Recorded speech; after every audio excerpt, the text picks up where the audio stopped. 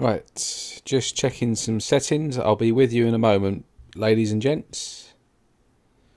Please bear with me just for 2 moments.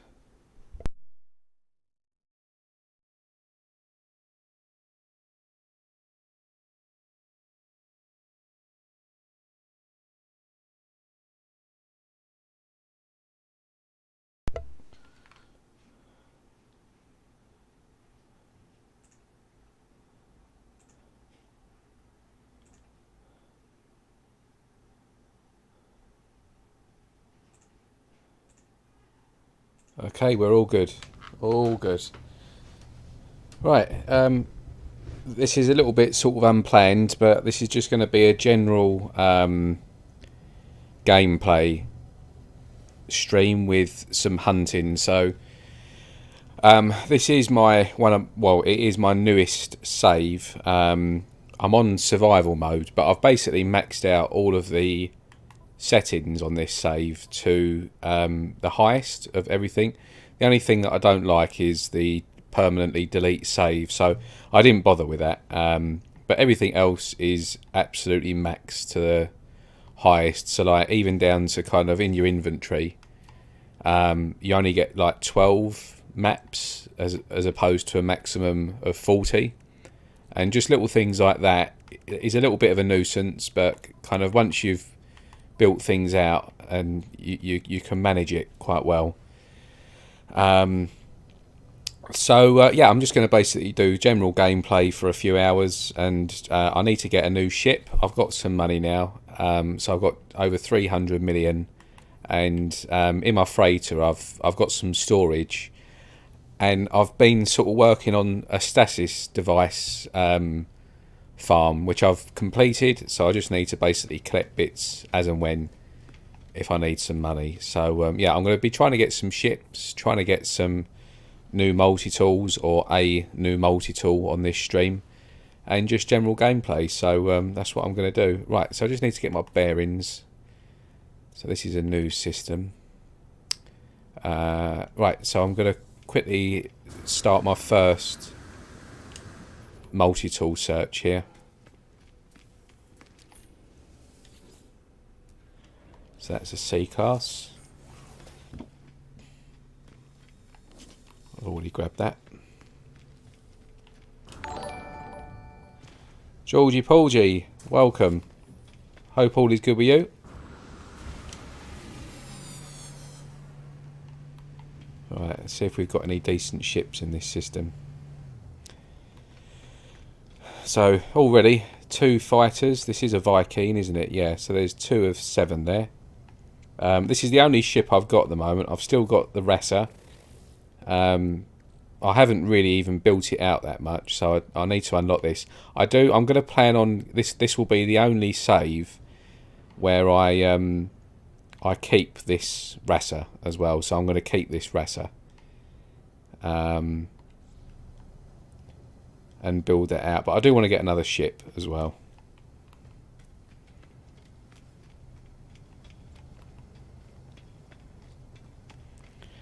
Right, so I need to get some maps going.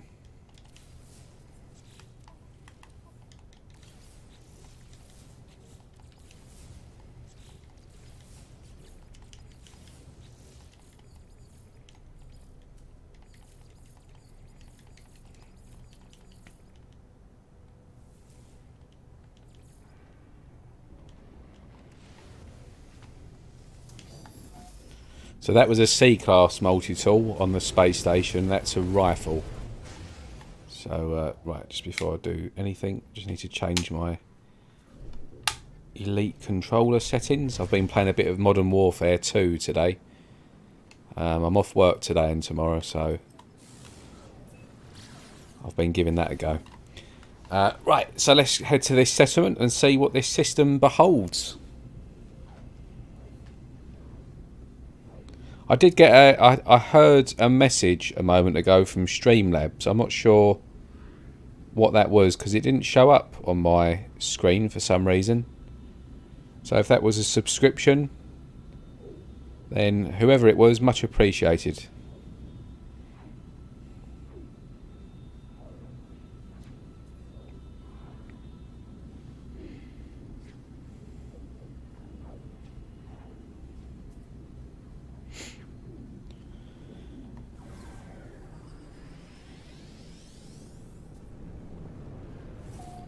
So yeah, we're just going to quickly see what the what this system holds in terms of multi-tools.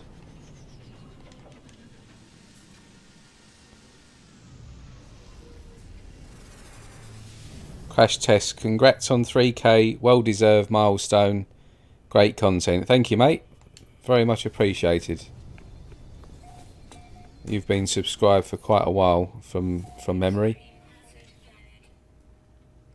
Right, so this is tool number 2 of 4. This is a B class, so there is a chance that that could be the A class in this system, but we'll double check. Just going to see if there's anything worth getting here. No, because remember I'm on bare bones on this save, so I'm not duping or anything on this save. Well deserved. Have a save that pretty much has all alien tools that you found. That's good. Glad I could be of service. Right, let's see what this one has.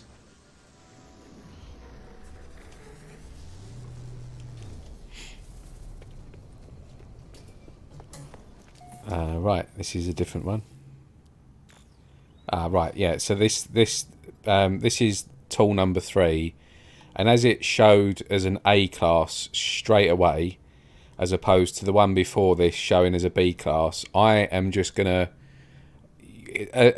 assumptions is never great in this game, but more often than not, they're right. So my assumption is that this is going to be the native A class in this system. So I'm going to run with that and do some reloading. And I want to see what fighters, because I need to get myself a new ship as well. So I want to see what fighters are in this system. Right, so the first thing I'm going to do is just whack down a save beacon and then reload my save, because then I can see what this planet's multi-tool is, the A class. So that was pretty quick. Already found the A class in my first map.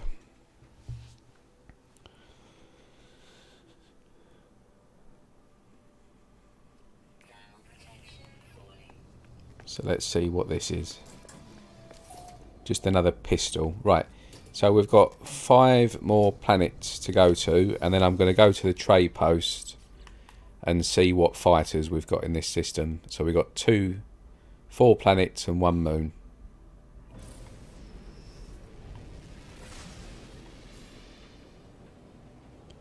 So I'm going to get the moon out of the way with first, which is just there.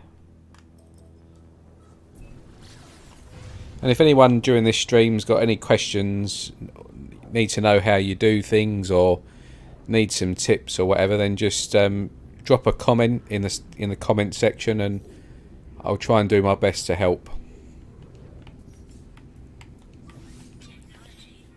So I've got a pyrite mine going so that I can never run out of pulse fuel. So it's always good on this when you're playing survival or permadeath now. Crafting these are a pain in the butt. So just as long as you've got a constant supply of this, as opposed to tritium, which you can't mine.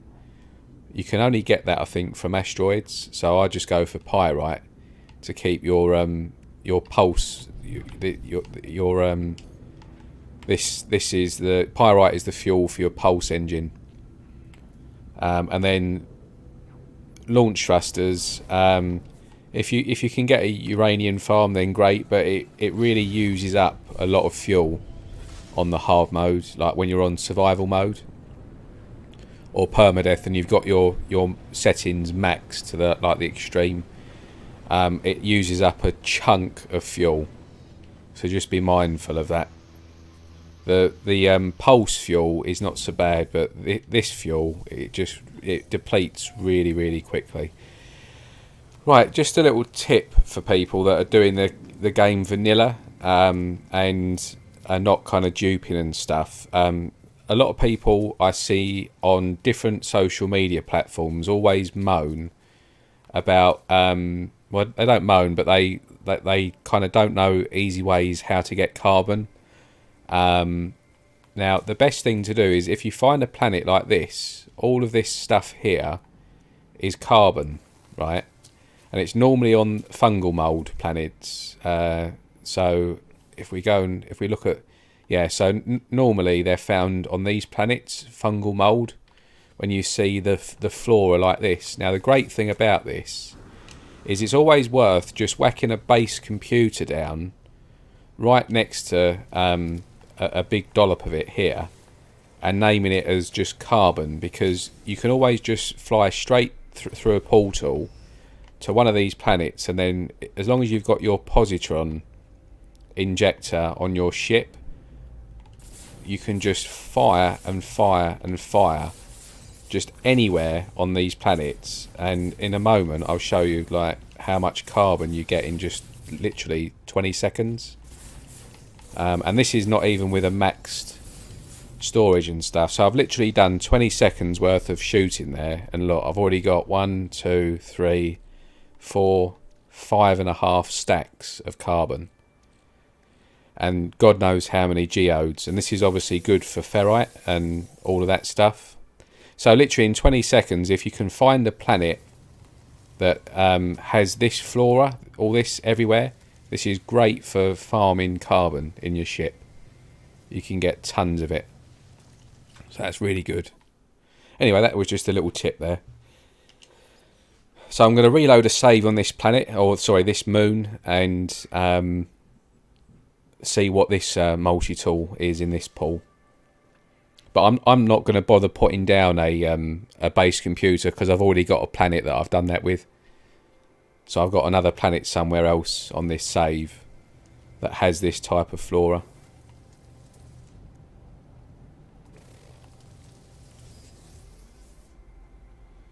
Are you finding the new MT supercharged slots is changing the search process? Yeah, I'm definitely keeping an eye out on all classes, seeing like where the supercharged slots are. If you find like an A class that has kind of 4 like touching supercharged slots, or even anything less than that, but I think you only get like 1 or 2 slots if you get like a C or B class. But if you see like an A class with 4 slots, or obviously any S class, that is going to be like a really, really sought after tool. I've seen somebody post a alien rifle that they found which had the perfect square. So a lot of people have been doing seed spawning of ships, like literally hundreds, just to see if any of their ships that they've got the seeds saved for spawn with 4 touching slots in a perfect square, and no one yet has found one. But this guy found a multi-tool with 4 slots, not an S class. I think it was just an A class. But it had 4 slots, and that basically confirms that you can definitely find ships and tools with that perfect square. So that, yeah, they're definitely sought after, because people, like, I didn't actually realise how many people are really into kind of min-maxing, like maxing out the stats of stuff. I thought that was only like a small part of the community, but the update, the waypoint update, kind of really did show that the min-maxing part of the community is massive. It caused so many issues with people, and actually on like the indexing sites, you see a lot of people talking about it. So there's definitely a good sizable amount of the community that are really into their stats, and finding tools and ships now with those supercharged slots is going to be really beneficial to them. So it's definitely worth doing, yeah. That's crazy. I had started a save and couldn't keep any carbon in my tool, even though I was only getting carbon. Hi Austin, grats. Hi KJ, welcome to the stream. Thank you very much.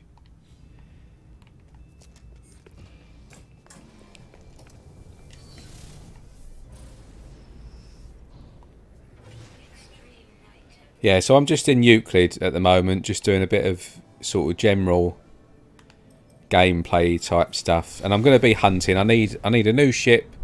I'm going to be trying to get some new tools. This is the latest tool that I found on this save. Nothing too special. I like the colours though. It's got the white shark teeth, which are relatively rare. They normally come in like a sandy colour, or like a sort of greeny colour. But this tool's quite nice. But yeah, this is quite new. I'm relatively new into this save, so I haven't found anything super duper yet, and I haven't even bothered looking for ships really. So I found that making money, like when you've got everything maxed and like your inventory space is limited, it's really difficult to make early game units. It really is. So that's been like the biggest pain for me, is just trying to get some money together. But I've got a Stasis device farm now set up, so that's not a problem now for me.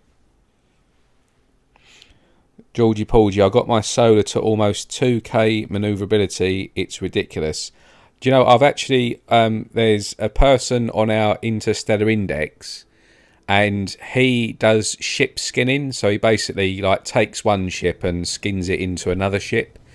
And I believe he took a solar and skinned it into a squid, a white squid, and he's managed to get manoeuvrability on the squid of over 4,000 on a squid with a he's skinned I think it was a solar ship to a squid, or a squid to a solar ship, one or the other. And he's managed to get 4,000 on his ship. So you can get some insane stats with these supercharged slots.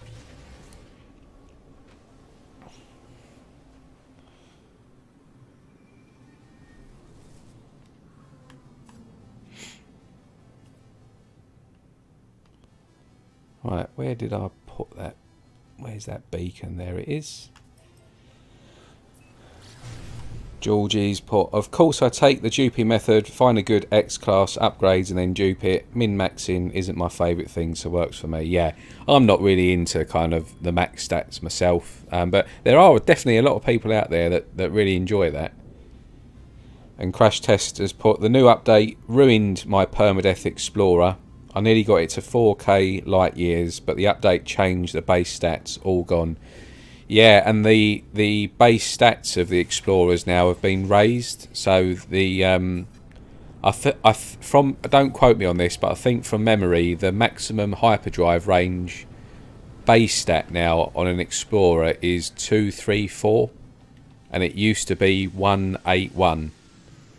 So it's jumped up by quite a bit, like about 30 or 40%, I think. So yeah, they would have changed now.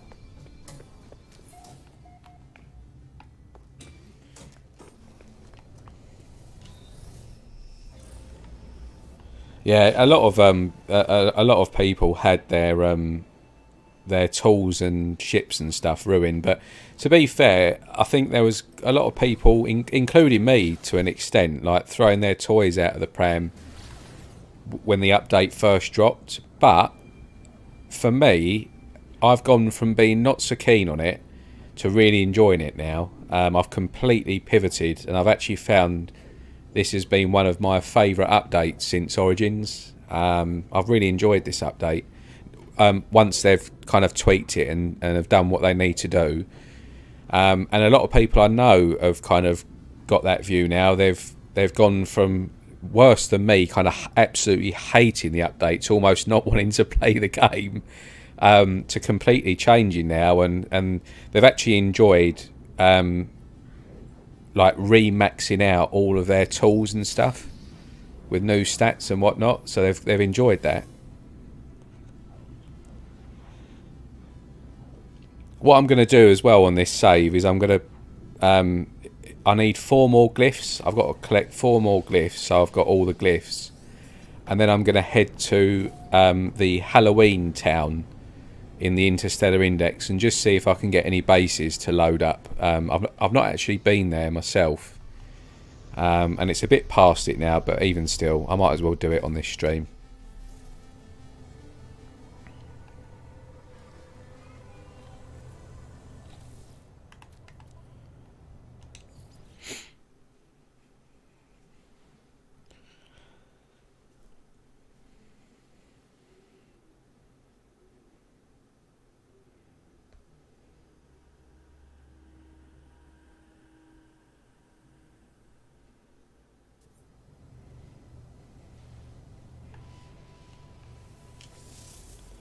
Let me know if the picture quality is alright at your end. I've been fiddling around with a few settings and stuff today, and some things might have changed.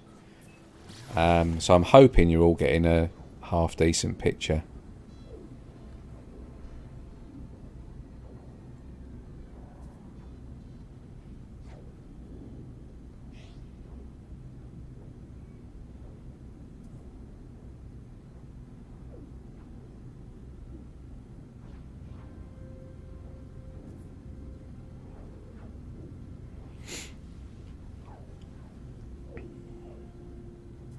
But yeah, thank you very much everybody for the 3,000 milestone. I logged in, I think it was on Saturday or Sunday, and I haven't really been paying attention to that because I'm not I'm not going to be trying to sort of, you know, get this to like 100,000. I mean, it would be nice to get 100,000 subscribers, but I only really play No Man's Sky, so I'm never going to be a big channel. But yeah, I looked at it and I was like, it was on 29998, and I thought, oh, bloody hell, that's gone up pretty quickly. And then it went through 3,000, I think, on Monday or Tuesday this week. So that's a big milestone. That it's taken a very long time.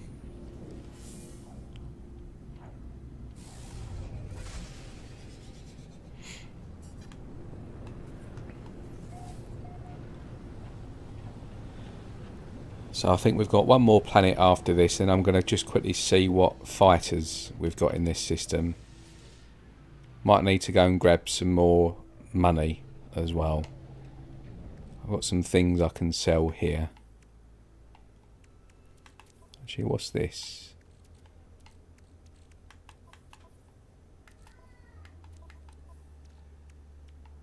It's a B class.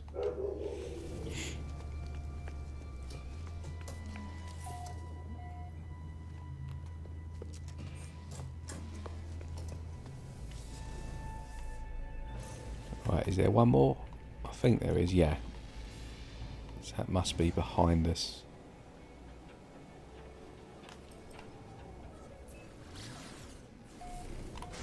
There she is.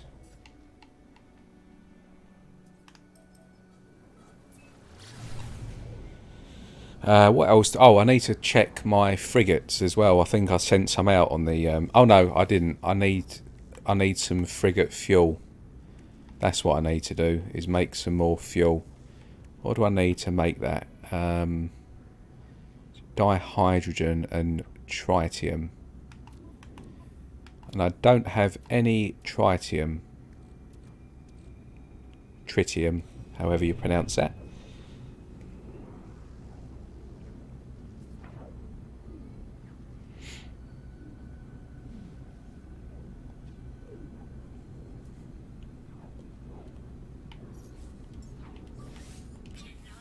Yeah, there's been a lot of new games dropping in the last couple of weeks, so it's going to be a busy period between now and Christmas, I think, for new games and stuff. But I don't think... we had a patch drop as well today on No Man's Sky. I don't know if anyone saw that, but we had a brand new patch on experimental drop. Quite a big update. It was about 2.4, 2.5 gigabytes. Just some general fixes. There was one yesterday as well, and another one today, but it doesn't look like it's done anything major. But it was a bigger patch note than yesterday's one.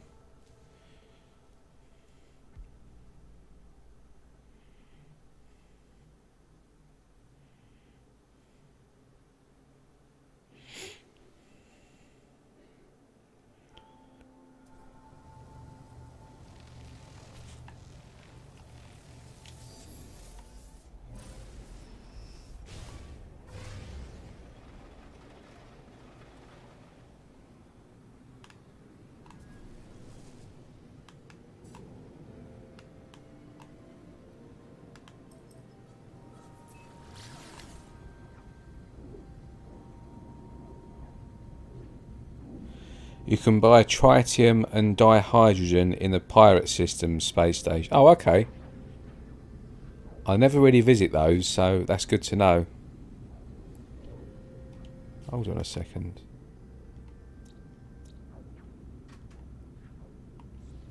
Dang it, I went to the wrong planet there.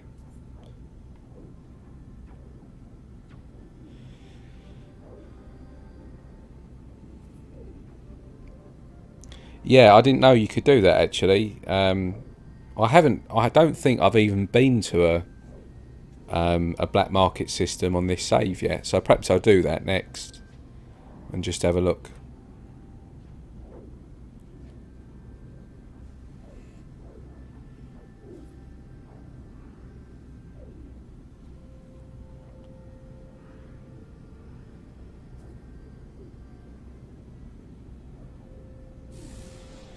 Which is your favourite multi-tool, alien or experimental, or one of the others?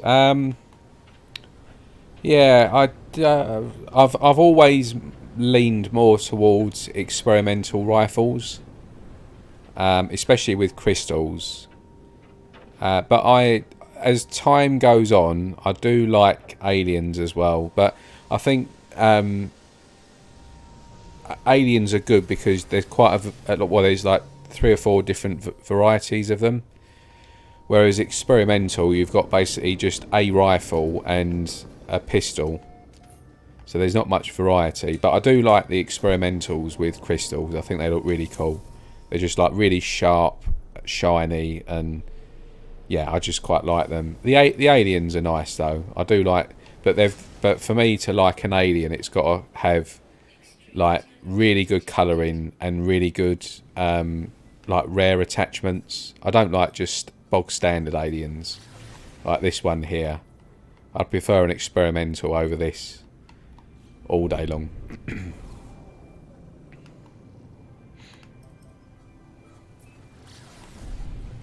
Where's that planet gone?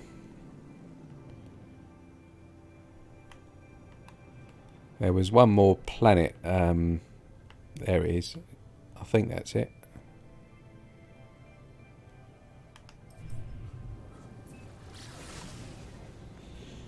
So yeah, I think for me, especially permadeath, I would probably be going for.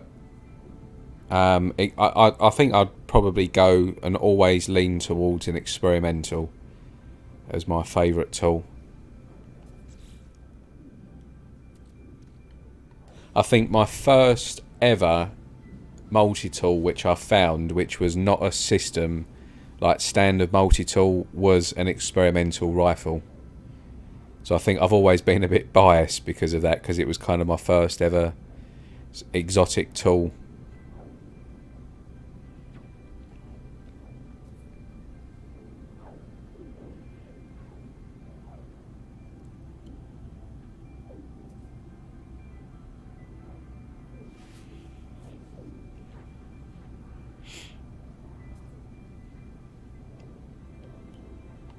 The crazy thing as well is when I played the game for like a good year and a half or 2 years before I really started hunting.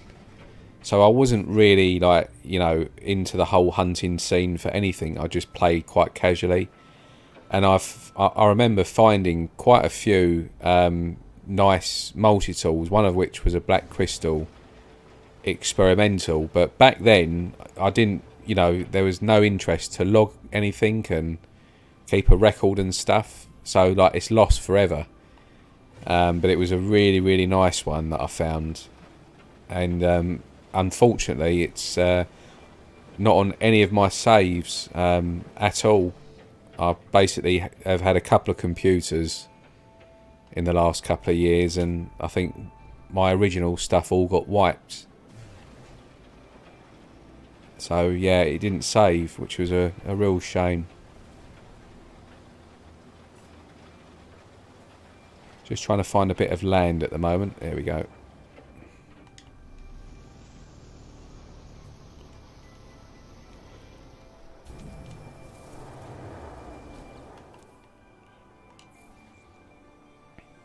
Doesn't look like there's anything in this system, but I just need to check the fighters now as well. See what good fighters we've got, if we've got any.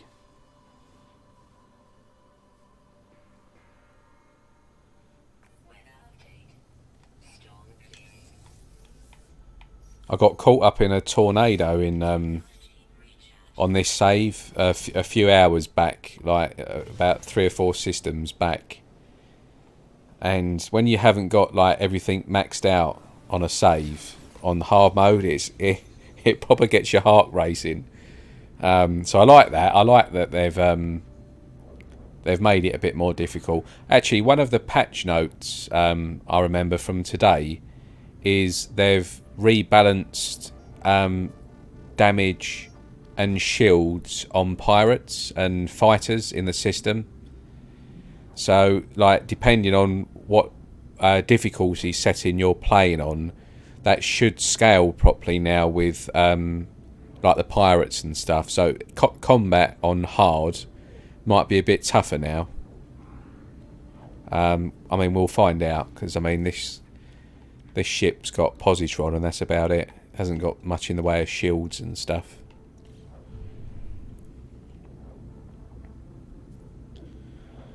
Old Explorer, welcome to the stream. I hope all is good.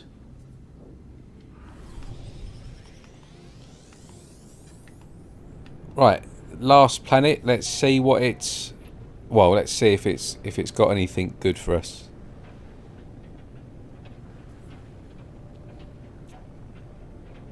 Come on, RNG. Let's show me your magic.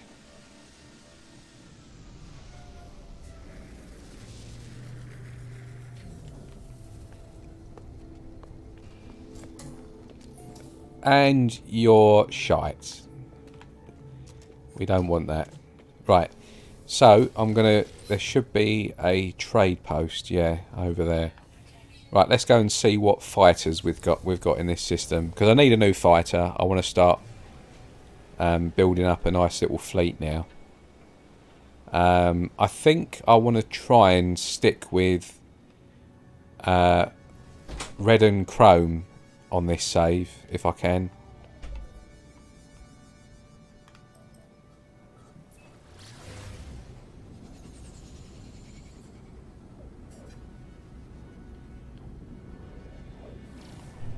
Georgie Paulgie says, I hate when that happens. I had a ship I really liked, a solid green Quasar stubby triple thruster, which is not my style, but I liked it. Scrapped it to make room and never got glyphs on it. Yeah, it's annoying when that happens. Right, so let's see what we've got in this system, fighter-wise.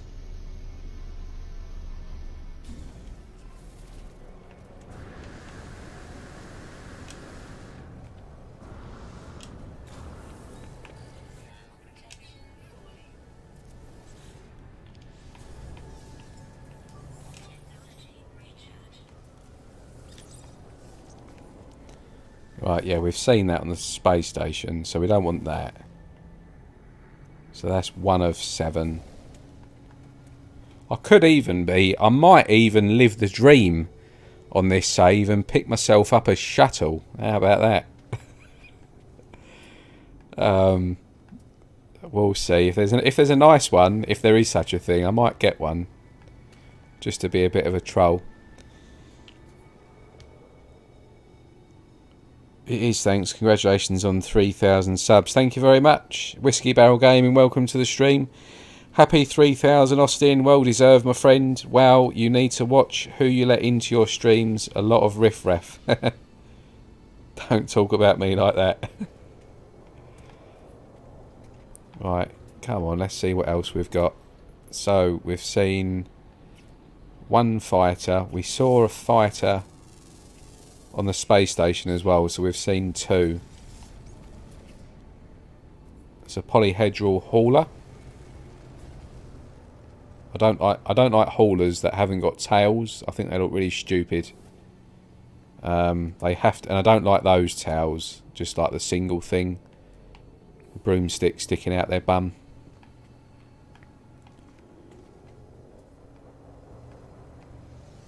Right, I'm going to do a reload. Jedi, congrats, mate. Thank you very much. Yes, very pleased. Got to 3,000. It took a very long time, but finally got there. It's quite weird that people enjoy going after multi-tools. Like, I mean, obviously I enjoy it, but you don't realise that quite a lot of other people out there kind of are into, you know, getting some nice tools and stuff, which is a really small part of the game, but it's good. Right, that's the other fighter. So that's number 2. That's number 3.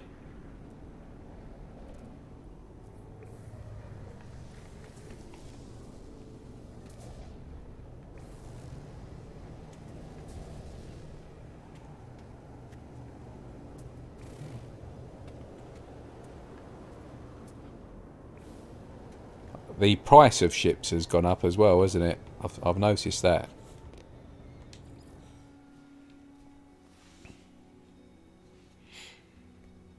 Yeah, I think like the exotic ships are like 60 million now, I think, or something really stupid. Whereas before they were kind of like 7 or 8 million, I think. So they've really increased in price. That might not be the same on different modes, but this is like Survivor Doom. It's on everything max. Right, come on. Let's see what other fighters we've got. There's a barrel.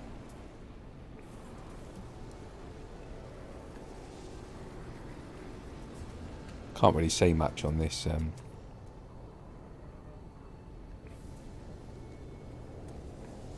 Don't like barrels.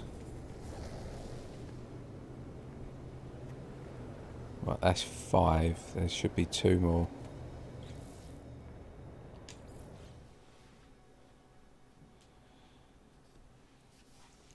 W Porter. Hello, Austin and gamers. Welcome to the stream. Supply chain issues hit No Man's Sky.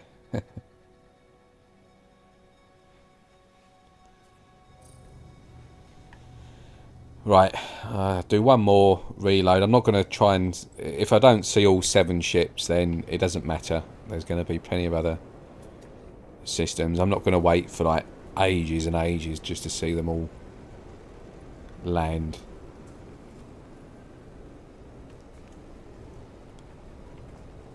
There's a long nose there. Oh, that looks interesting. There it is. It's a tire wing long nose.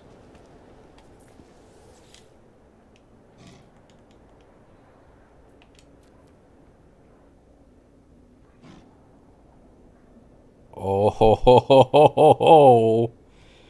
That is a bit of me. It's not red. I would have preferred it if that was red.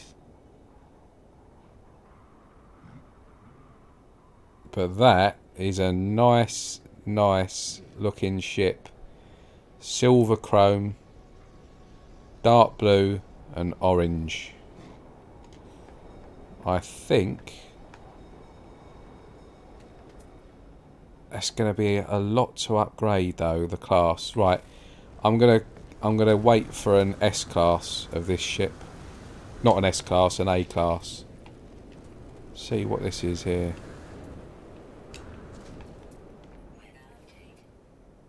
It's a C.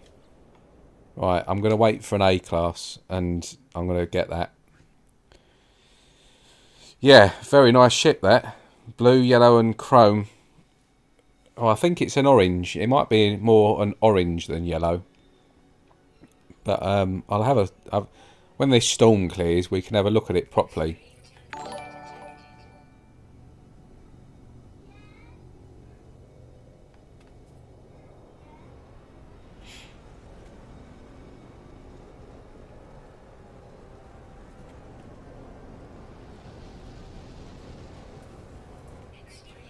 Brian Field, thank you for the subscription.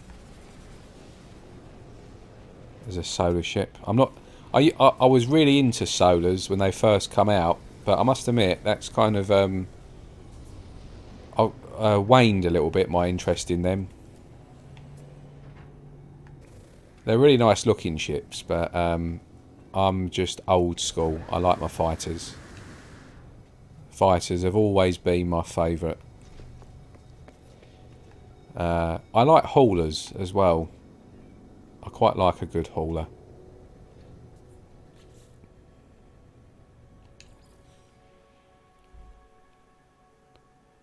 I bet we see that hot rod on the... Do you know what? I've actually got... I've got another hot rod. It's literally identical to this one, except it's got different colours. I found one... I think it was at the weekend or last week in a blue and beige. Exactly the same parts, like single thruster, tie wings, horizon wings, like everything is the same. But it's just in a different colour scheme. But this one looks a bit meaner, so I think I'm going to keep this one on this save. But yeah, this'll be getting posted. If anyone wants to come and grab it, by the way, then the glyphs, this is in Euclid, and the glyphs are the bottom left of your screen now. So if you want to come and grab in your own time before I put the post up, then feel free to come to this system. What I'll do is I'll just quickly upload the details.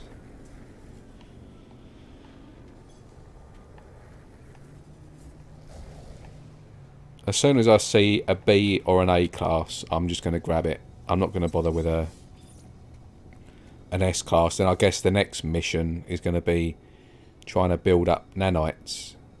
But you need, once you've got enough money, you can start ship scrapping. So it takes a bit of time, but it's manageable. Hello Games needs to allow us more ships. Yeah, definitely. I've wanted more ship slots and multi-tool slots for forever, and I've put in so many requests into the Zendesk about that, but obviously everything gets ignored. But it would be nice. Like, do you remember I don't know if any of you have ever played the Saints Row games? There's an exotic there. Oh no, it's a fighter.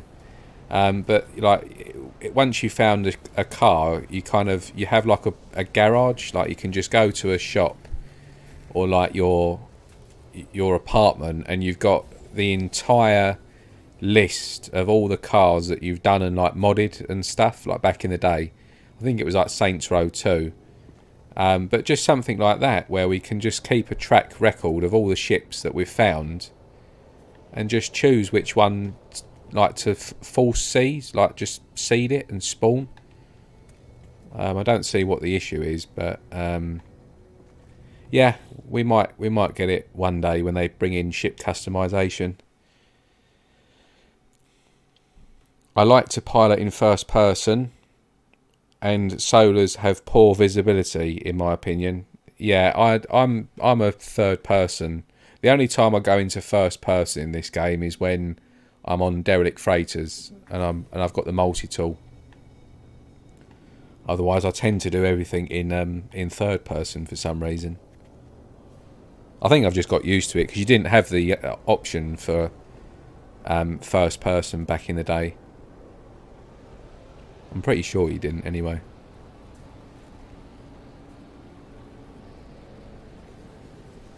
But you watch, this is going to be one of those things now where this ship just takes forever to spawn in. Right, that's the 7th and last fighter, that one there.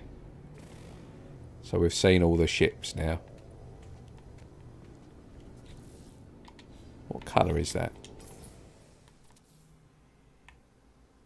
Oh, ugly green. I'm not into green in this game.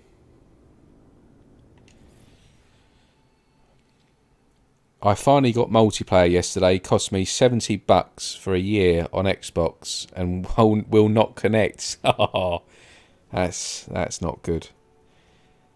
Says every time cannot connect to matchmaking services. That's a shocker. Yeah, I can't help you there, I'm afraid. I just play exclusively on PC and Steam Deck now.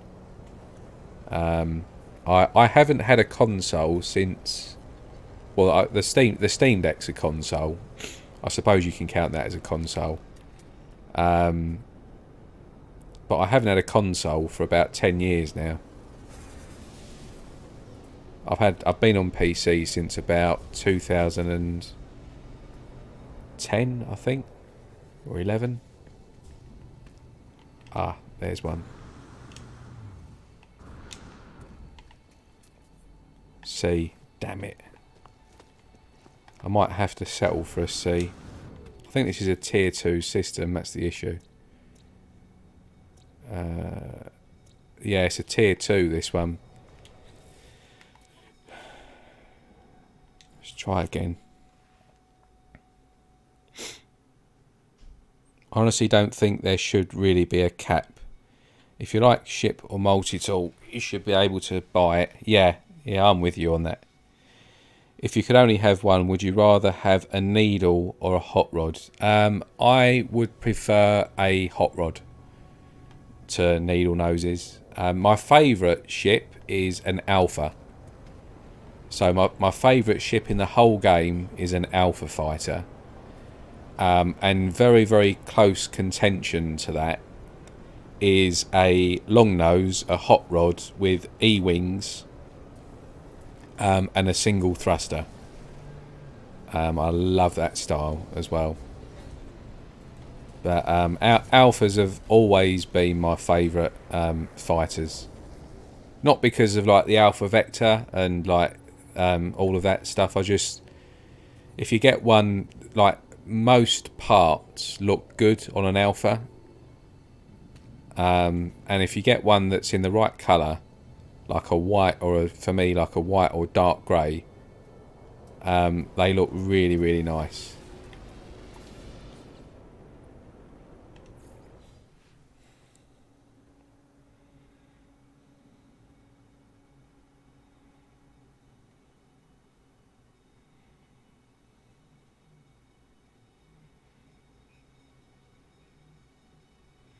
Alphas are the classic Star Wars fighter. Yeah, they look like sort of Star Warsy. I just like the look of them. I think they look quite good. I think the most like human looking ones are the jets, but I'm not too keen on jets.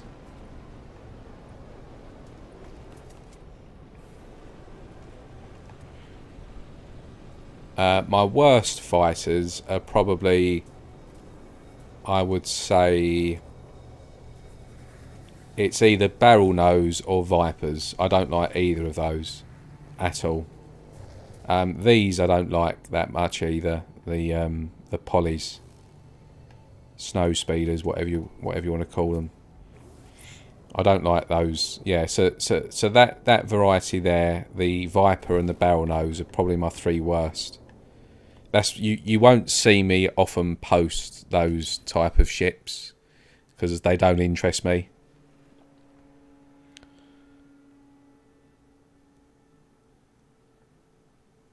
Hi Spons, welcome to the chat.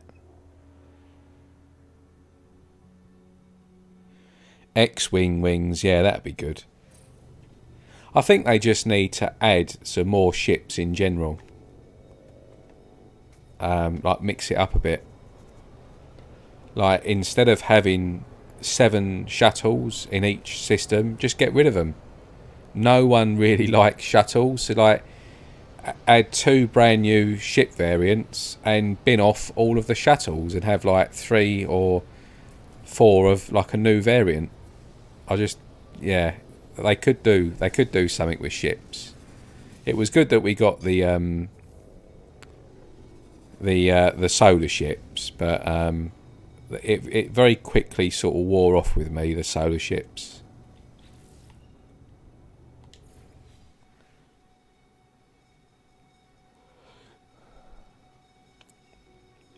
Old Explorer loves barrels but doesn't like vipers or snow speeders. Yeah, I don't like them. Stubby and Rasa for me. Yeah, stubbies are actually quite rare as well. I mean, Like compared to like all other ships that you typically see spawning in any given system. Like if I was to go to say 20 different systems, I would guarantee you would always see a snow speeder in every one of those systems, as well as a barrel and as well as a viper. Literally guaranteed every system. Some of those systems you might see a Rasa, some you might see a long nose, and some you might see an alpha. But the stubbies, for whatever reason, I know the game is RNG and there's no like rules and stuff, but for whatever reason, stubbies always tend to be the shyest spawning ship, and you'll actually see that there aren't a huge amount of them posted on like the coordinate exchange and other indexing sites as well. And I don't think that's because people don't like them. I think it's because people just don't wait around long enough to see them. So yeah, they're just quite a shy spawning ship for some reason, like the squids on the exotics. The same thing. You know, you'll more or less see every type of exotic within sort of 20 or 30 systems, but you might not ever see a squid in all that time. It's just weird how the game is sometimes. But I do like stubbies, definitely.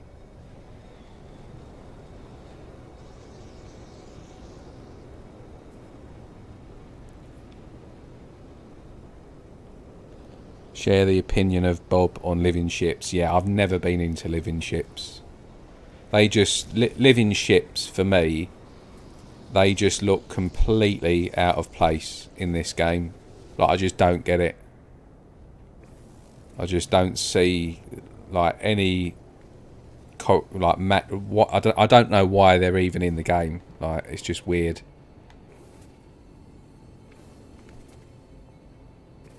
Right, I think I'm going to settle for a C class because I'm in a tier 2 system here and I might be waiting around for some time and I just want to get cracking on. So, what I'm going to do is I'm going to buy, and I just need to upgrade this. Yeah, I'm going to buy it outright.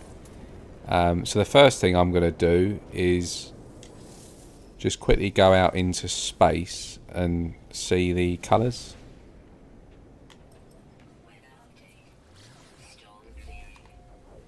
Oh, it is I think it is more of a yellow as opposed to a orange.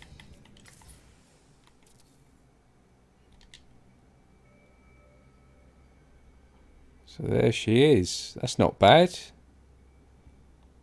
It's a lovely looking ship.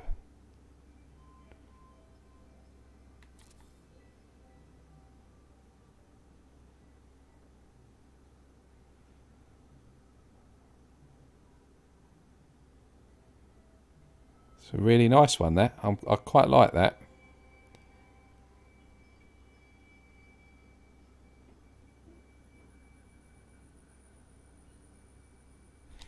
Right, so let me just grab my pictures.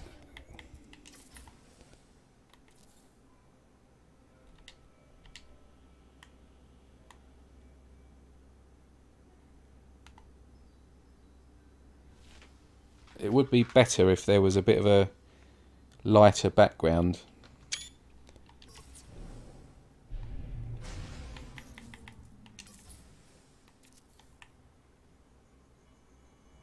This is just my typical Interstellar index and coordinate exchange method of ship hunting and taking pictures and stuff. Right, last picture.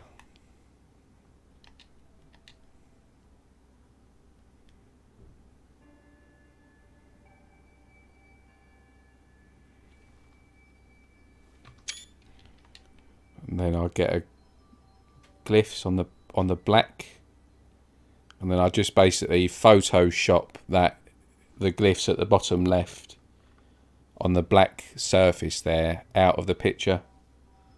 So I'll take a separate picture, and then because I'm always like on the hunt, I lose track of what galaxy I'm in, so I also have to get a screenshot of the galaxy, because I chop and change between Euclid and Isentam like every other day, and because I've got like 10 different saves for hunting, I lose track of what galaxy I'm in.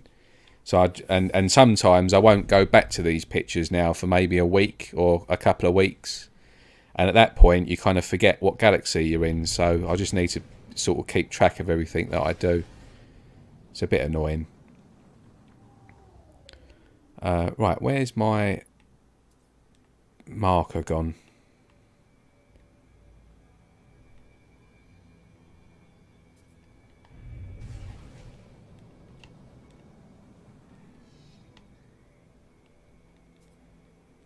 I'm being a bit stupid here.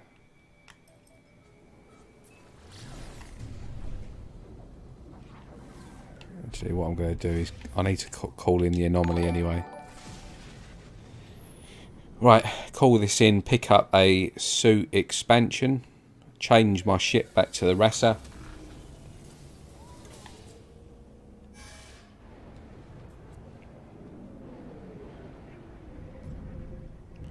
Dendre just subscribed. Welcome, and thank you for the subscription, Dendre. Right, just quickly catch up with chat.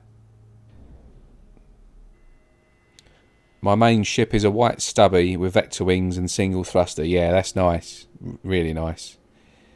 I think the barrels have the nicest, most detailed paint jobs. Yeah, they do. I think these have got good paint jobs as well, the hot rods. And this is one of my favourite configurations, actually, for a hot rod as well. I do like that. I like the living ships. I just hope they add more tech to them to make them comparable or better than some of the other ships. Yeah, they do look quite nice, but I just think that they're really out of place in this game. Like I just don't get living ships in this game. It's almost like a last minute thing, and someone's just scribbled something into the game. I just don't get it. It's just a weird thing to add in this game, I think, living ships. I've never got my head around them. Same with the frigates as well. It's just strange. So I've never really had interest. And the fact that I think you can now, but for a long time you couldn't use an economy scanner in living ships, which just made hunting like just non-compatible for hunters. So yeah, I just never got into them really. I think that when they first come out they were interesting, but again, like, they lack variety. They come in different colours, but so does everything, right? So I've just never really got them. Right, now, what do? Do I keep on to this? No, I'm going to stick with my Rasa until I can get some money together. To get this upgraded. All my stuff's on there anyway. Right. I think it'd be cool to be able to get a Sentinel ship if you defeat a Sentinel freighter. Kind of like with the Royal Tools. You have a chance of them. Yeah, that would be good, because it just does the Sentinel battle when you sort of kill the last big ship. Is it still the case that nothing happens then with that? I would have thought they would have changed that by now. That could be quite good for a bit of money. In fact, I'm going to quickly show you something. Let me just go and grab some money. I'm going to go to one of my Stasis device parts, like bases. And I'm going to just show you a little tip when it comes to farming.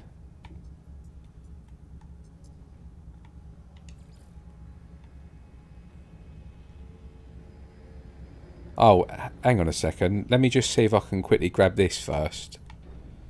This is a first wave. I didn't have I found this literally like 2 hours or 3 hours into like the save, but I had like 2 million units and I couldn't buy the ship. So I'm just gonna see if I can get this squid on this save. Just see if it still spawns first.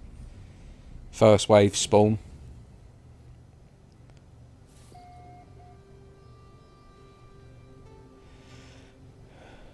Right.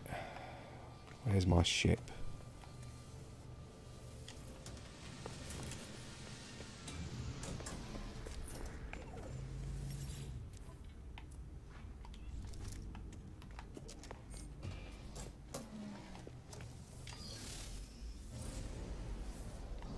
Right, let's see if this is still working. I did test this quite a few times, so hopefully it's still working, this one. And then I can pick it up. Georgie Porgy, 10 plus 1. I want a Sentinel Fighter too. Yeah, that would be really good.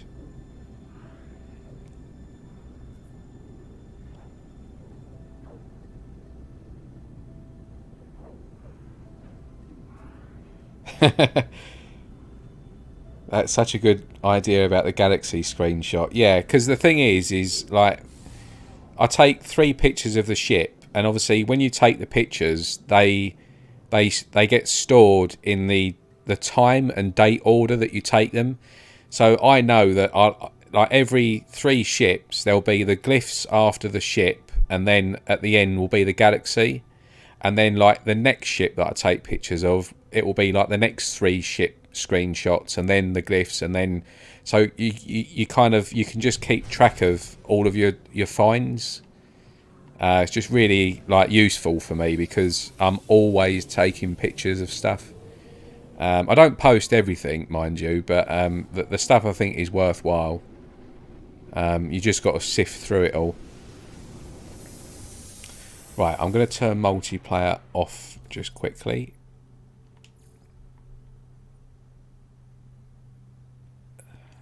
Turn all this off.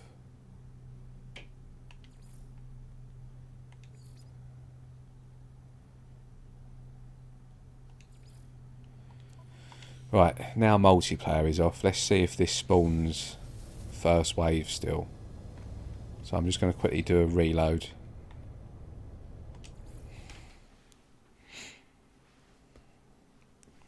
Come on, let's just see if this is still working, because my plan with this save was to kind of go for either a white and black as like my character, white and black, or because of the rasa, because I'm going to keep this ship on this save. I just want to max this out, or go for like a red theme. So this squid is a red squid if it is still working. And like I said, I found this literally in the first, it's like the first sort of 3 or 4 systems that I visited. It just appeared. So then I tested it and it came in quite a lot first wave. So hopefully it's still there. It might be like sort of second wave, but we'll see.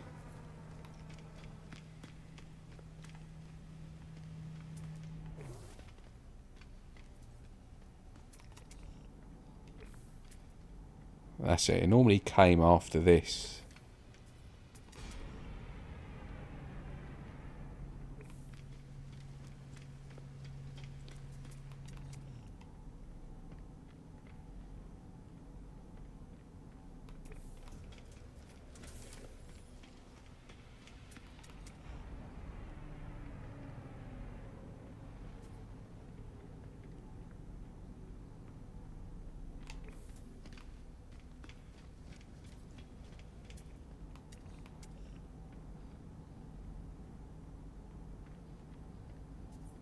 Right, well that's the 4th ship, so it hasn't turned up. Let me just see if it comes in the second wave, and then if not, I'm going to do another reload.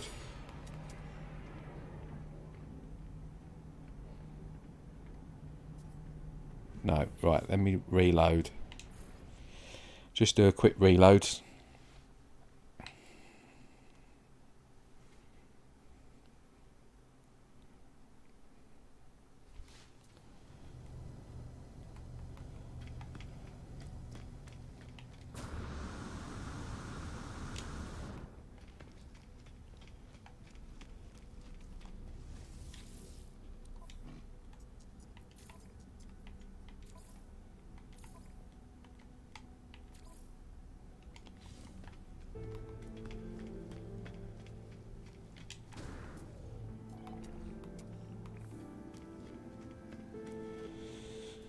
I wish exotics had more to add. I feel like you see 5 to 10, you've seen them all. Yeah. Well, there's only really two types. There's like the guppy, which just has like tall wings or side wings and fins and stuff, or you've got like the squid. There's only really two types.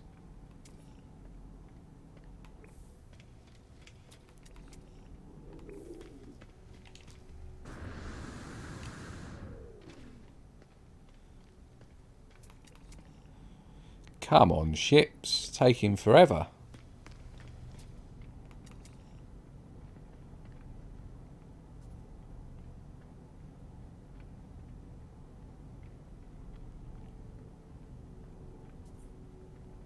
Right, there's one.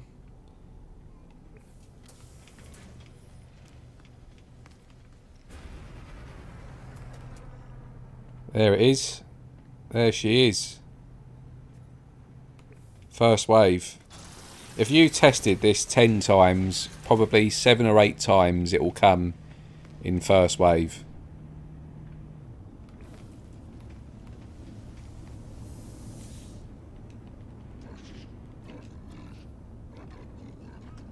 The Defeat of Devastation.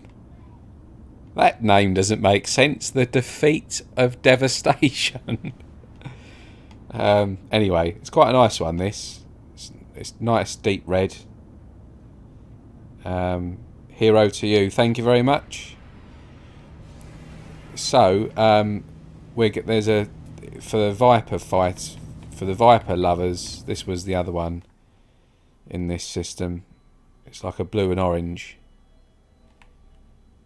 With a Bowie wings and single thruster. But I'm not too keen on Vipers. But if anyone wants to come and grab this squid, just make sure multiplayer is switched off. So you do need to turn multiplayer off. And they're your glyphs at the bottom left. This is in Euclid Galaxy as well. So feel free to come and grab this. It will work. I've tested it a number of times. Just to show you as well, I will buy this because I'm going to add this to my fleet anyway. I'm just going to quickly go and grab some pictures, and then I'll come back and we'll do another reload, and I'll just show you that it definitely does keep reappearing.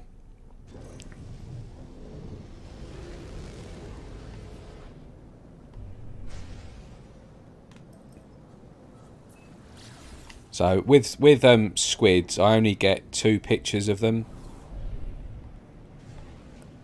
I'm just going to move over here.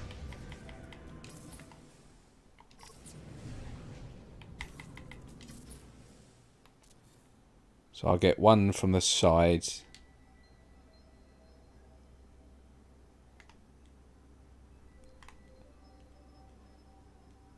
Like that.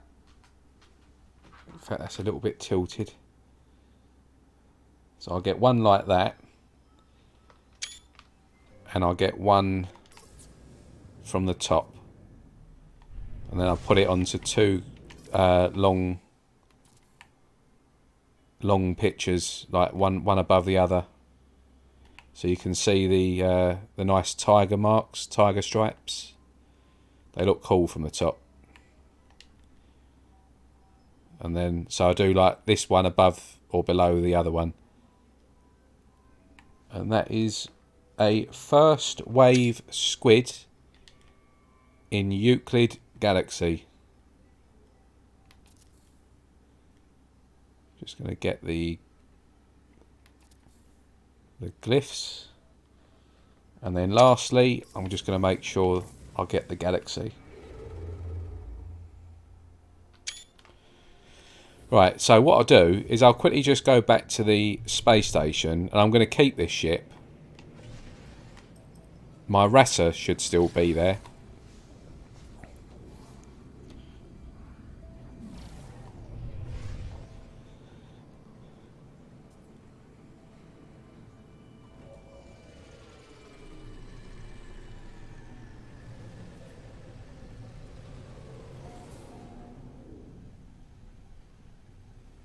Yeah, so the Rasa is still there. So what I'm going to do is I'm going to jump into the Ressa and jump, because there's no point in... I will start maxing this squid out, and this will probably end up, for the short term on this save, become more my primary ship that I'm going to use. Just because it's already an S-class, but I still want to use this for the time being, this Ressa. So anyway, I've just so I've already bought this. This is now part of my fleet, and I'm going to reload a save. And just to show you, it should still come in again, like for the people that want to scrap ships and get nanites and stuff. It should still work again.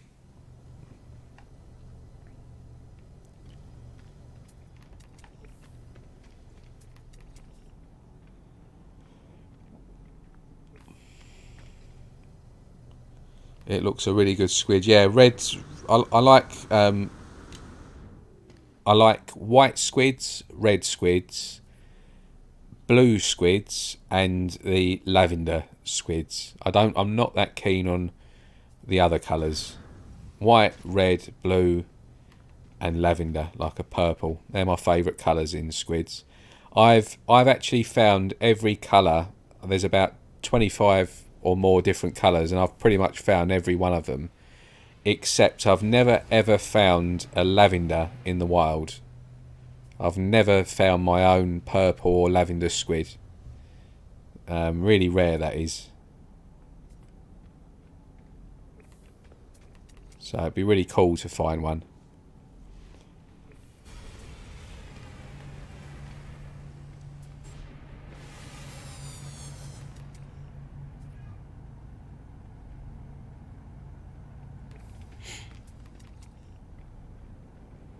Right, so again, that's the fourth ship, so that's wave 1. Let's just see if it comes in the second wave, and then I'll do one more reload just to test and see how we get on. Right, there it is again. So it came in the second wave there. So this squid will definitely keep reappearing either in the first or the second wave if you want to come here and basically scrap it. So it's there again to buy.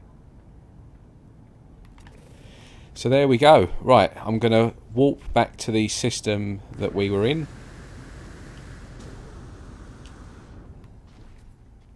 How much money have we got? All right. I was going to quickly show you that tip, wasn't I, about the farm. So, let's go to one of my farms. So, we've got a poly. I want to go to the lubricant. I'm just trying to think. Just bear with me.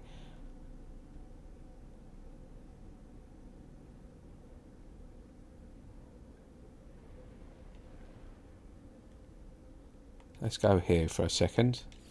So this is, I've basically built just a really, really basic Stasis device farm where I can pick up the gas. So I've got 3 different gases, and then each of the gases I've got like the lubricant, the polyfiber, and the heat capacitors.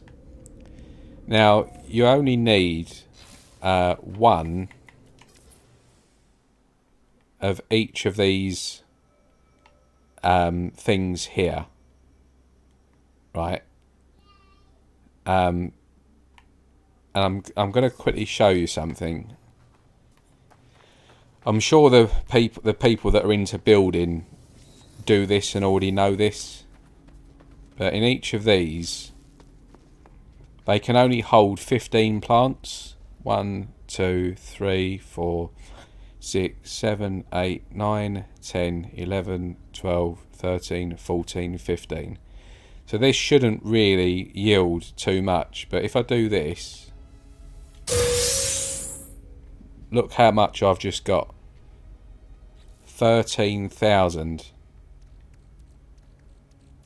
from one harvest. Now I'm going to show you how you do that. So what I'm going to do is I'm not gonna do anything in terms of saving, because I'm going to want to reload my save, because I don't want to. I'm going to add something to this base, but I don't want it there to be permanent. So if you're building a stasis device farm and you're doing everything legit like vanilla, I mean, you could argue that this isn't really that legit. I need glass. Right, let me just delete this.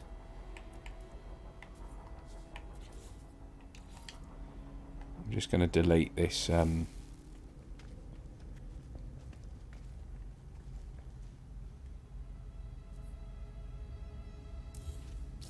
Right. So I'm going to you build your power and everything, get a basic base, then you get one of these biodomes, right? Now, what you need to do is you want to plant all of the plants in obviously these things here. Now, the way that you used to be able to do this was if you put down your plants. So let me just go to my plant that I want to do. So here, right. Now, what you used to be able to do is put one there, one there, one there, and so on all the way round, right? Now, to get multiple plants, the easiest thing to do before was to then go to a building part here and use a corridor and just put the corridor there. Not place it, but just hover it there, and hover it there. And then what that used to do was it used to get rid of 3 of the plants in front of the door here, here, and here. So you could essentially just do that multiple times and put down multiple plants. But now you can't do that. So what you've got to do now, I'm just going to delete this again. I'm going to put a new one in here. So what you've got to do now is you've got to use wires to do it. So you've got to get the plant that you're going to want to plant, go into your build camera, and then using the Xbox controller, you've got to very quickly press Y and trigger together. So you basically do a reverse wire glitch. So I'm going to do that now. It's not going to let me do it now. You watch. Right. So as you can see, by very quickly, like you've got to tap the. You've got to go onto your plant that you're going to do, and then while it's on the spot, you can't like do it anywhere else. You've got to green state the plant, and then very quickly you've just got to tap the Y button on the controller, like the wire. So you bring the wire up, as well as the right trigger very quickly, not exactly at the same time. But the Y button you need to basically tap very quickly just before you do the right trigger. It feels like it's at the same time, but it isn't. So once you do that, the wire then places exactly on the center of the spot where you plant your plant. So what you then do is just drag it anywhere you like. It doesn't matter. So I'm just going to bring my wire to, like, say, anywhere really, like here. So right, we've got a wire there now, yeah? And you do that around the whole thing. So again, go to here.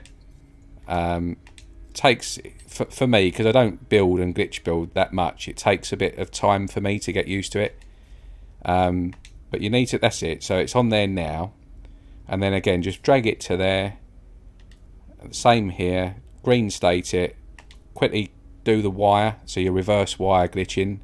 And then put the wire there. Right, I'm not going to do that. I'm not going to do it all the way around because it just takes forever. This is just to help you guys out for farming. So in here now, we've got a wire there. We've got a wire connection And we never had that before. So right in these 3 bits here, we've got wires. You can't see them, but if you go to any building part now, you'll see that there's if you get your building part and then click on the wire. So I'm now on the wire. You can see that there's connections there. So now all you need to do is wire glitch the plant, and you don't even need the materials for this. So like, don't worry about having to have like tons of paraffinium and tons of the plant to be able to place these, because you don't need any materials to glitch wire these in. All you need to do now is, at the same time, you want to do the same thing again where you press Y and the right trigger, but this time you want to quickly do the right trigger very, very quickly before you tap Y. So again, it feels like you're doing them both at the same time, but you want to do the right trigger first and then follow it up with Y.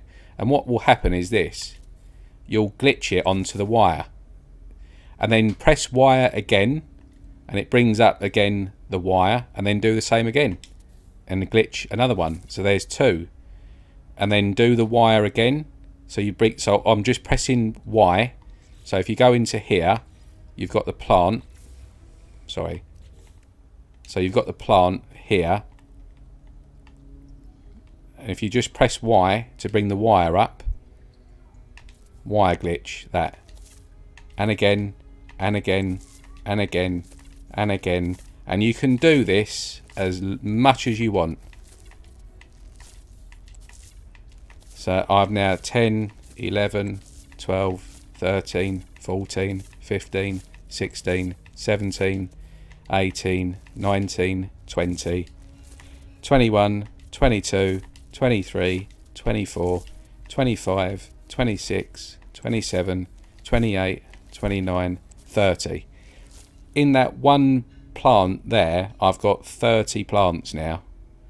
So times that by 15, and all of a sudden you've got over 400 plants in one biodome. So it's really, really simple. I'll just quickly demonstrate that again. You green state the plant. So and as you'll see in that biodome that I just deleted, they're all my wires all the way around. So all you do is you green state, and it just saves building like tons of biodomes. Like, I just haven't got time for that. So yeah, you green state the plant first, and then you want to hit the Y button on the Xbox and right trigger. It feels like you're doing it at the same time, but you will be touching the Y button just before you hit trigger. And then if you do it correctly, I'm not doing it right at the moment, it will be on, that's it. So the wire is now ready to pull. Just place the wire anywhere you want. And now you can choose any of these plants. So look, just as an example, as you can see on the right, to build this gamma weed, I'd need gamma root and uranium. I haven't got any uranium, but watch. It doesn't matter. I've got no uranium, but I'm glitching onto this wire as many times as I want. And not only that, this end, you can glitch on there as well. You can glitch anywhere you want. And it's as simple as that. So you can just glitch and add as many different plants. You can even go to this one here, or like Nip Nip. I've got no Nip Nip buds, but it doesn't matter because I can just wire glitch them all on. So there we go, and that is how you build a Stasis device farm without messing around. So in here, I might not even be able to pick all these up, but in here, yeah, because my thing inventory is already full. But if I restore my save,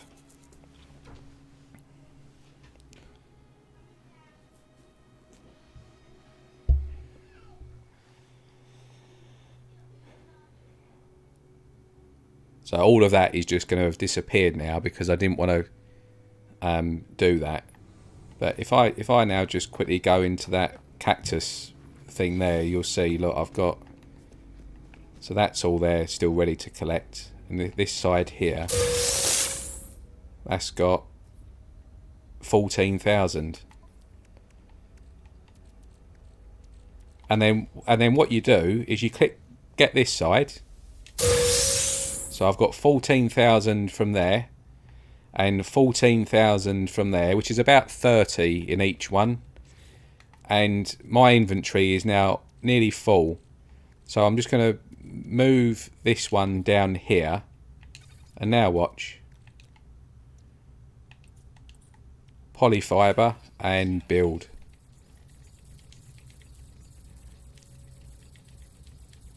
And literally, for doing a tiny little bit of base work, look how much polyfiber I can build now in one collection. Tons of it. Absolutely tons of it. Each one of these is 400,000. So yeah, that's basically what you do with a stasis device farm now. You can't use those corridors to essentially like get rid of the ones that you've planted to then plant more.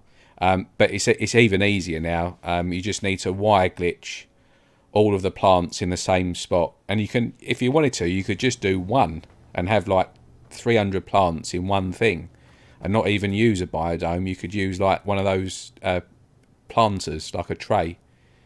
So yeah, I just thought I'd show you that because you might not know that. Anyway, right, let's get on to we want to go to one of the last systems that we were in, so we'll go here. And we'll get cracking back on with multi-tool hunting for a bit now. I found one ship and one squid. I'll see what else we can get as well.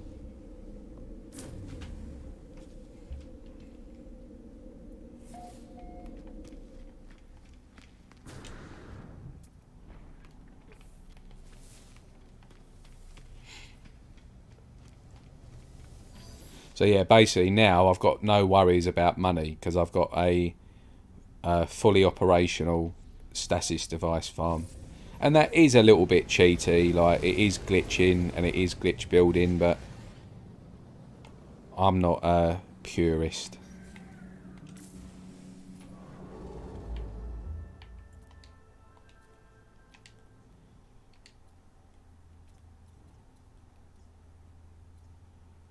Medium supply. Please, no moons. Right, yeah, we'll go there. I don't have any bias towards tier 2 systems. I find just as much good stuff in tier 2 as what I do in tier 3. So I won't ever go to a tier 1 because it's just pointless. But as long as tier 2 has got enough planets, I'm not fussed.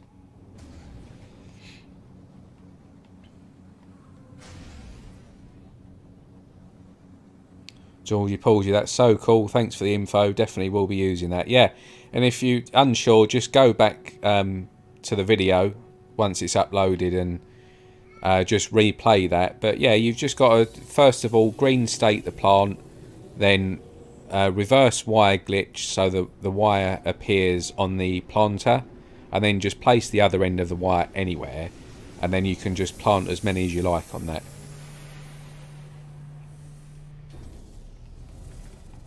But if you're playing on an old PS4 or like an old Xbox, just be careful you don't go too overboard, because it might, when you come to harvesting it might crash your system. So like, I would start with 10,000 and just see how that goes. Right, so this one we've got a it's a C-class rifle. But it's always a good sign for me. Just totally coincidental, probably. But if there's a rifle in here, it does bode well with kind of finding a decent rifle in the system. Well, it gives you a better chance, I think, of finding a rifle. Now, this looks nice. That is very nice. It's a hauler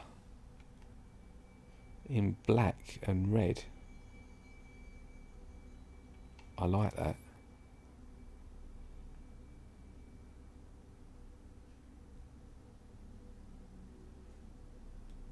That is really nice. A shame about the tail. I don't like those skinny tails.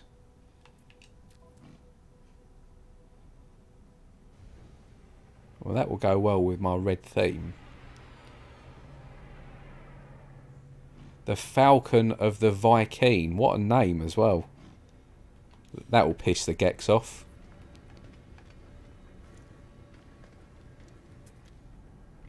I might have to revisit that. Right, so let's... Oh, let me just grab these missions first. I need to do these missions. See if there's a traveller. I need 4 more glyphs as well, I think.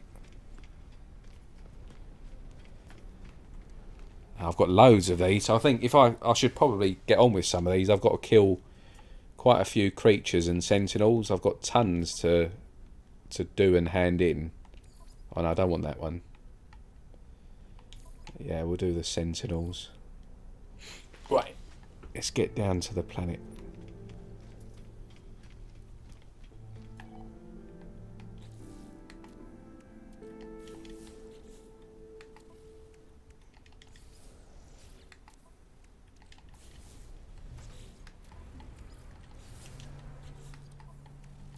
So as you'll see, like I don't go by the space station cabinet. I just search in every system. Basically, is what I do. That's an Ewin Rata there. It's in that turquoise colour though, isn't it? Oh no, sand.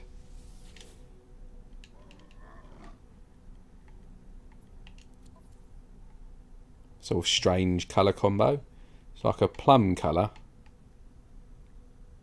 and sandy. It's got the old Rasa Mama box thruster on it as well. Not bad. It's not my cup of tea, that. Right, let's get down to the settlement.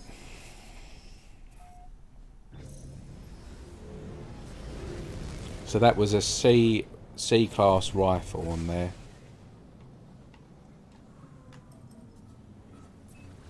Let's see what we've got on offer in this system.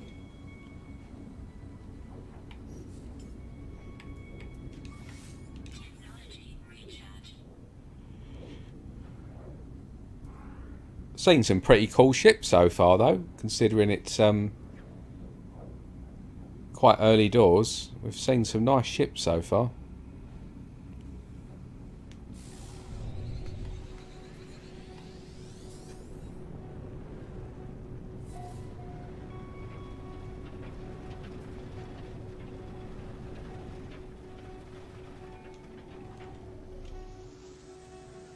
It's a nice bright green planet. I don't like yellow skies. I'm not keen on them.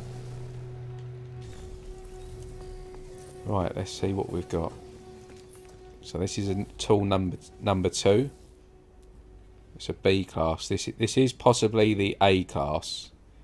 But this is the second of the tool number 2 of 4 of the space station pool. So 2 rifles there.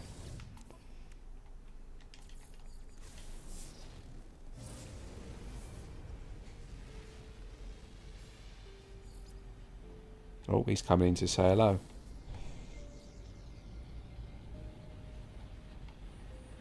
Right, let's get over to this settlement.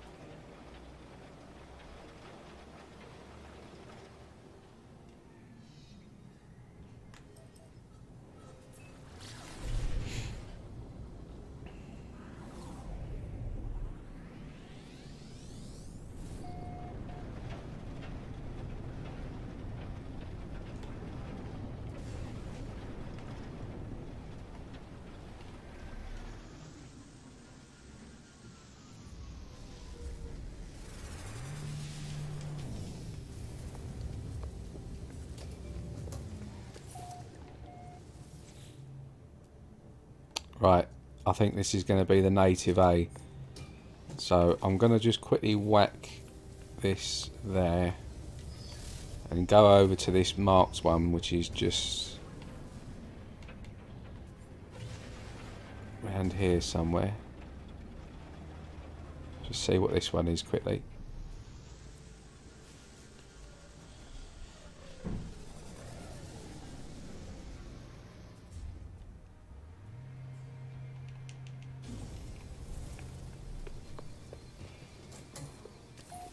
Oh, this is another tool. Right, yeah, so I think this is possibly the native B or C. We've got 3 of the 4 possible tools so far. So I'm quite confident that the one we've got there as an A class is the native A. So what I'm going to do is just quickly go back to that marker.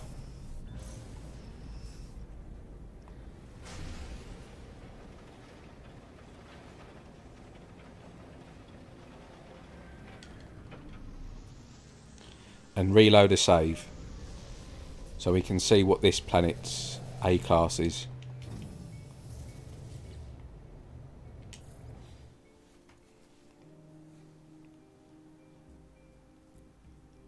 Now, just for newer people that are wondering how much time and stuff I spend doing this, over the whole span of hunting tools, it takes a very, very, very long time.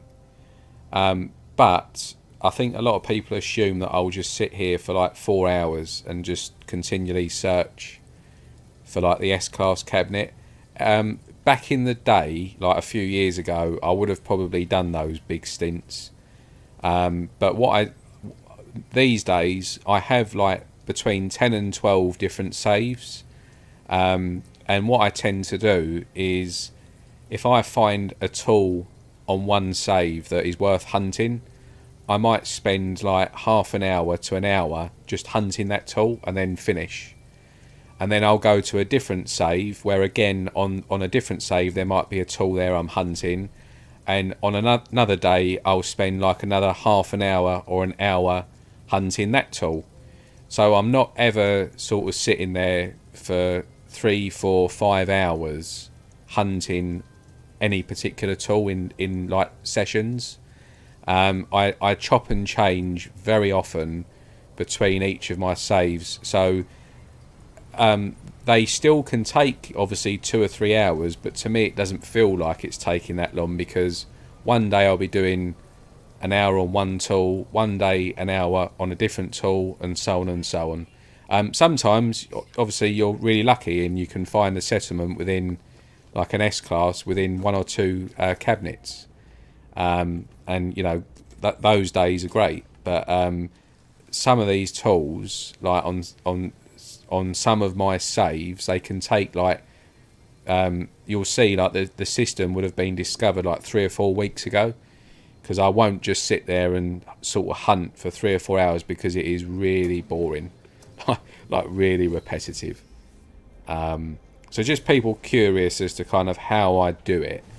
How I do it is the same probably for most people, but I split my time across different finds, and I've always got kind of 7 or 8 different tools that I'm actively hunting for at any one point. There's always at least 7 or 8 tools that I'm currently looking for, sort of thing, across all my saves. And it's nice just to keep a couple of saves free where you're just hopping between systems and like looking for a new tool to hunt as well. So some nights I might not even be scouring the cabinets, I might just be looking for a new tool to hunt. And actually those nights I probably spend like an hour and a half doing that, hour and a half, 2 hours.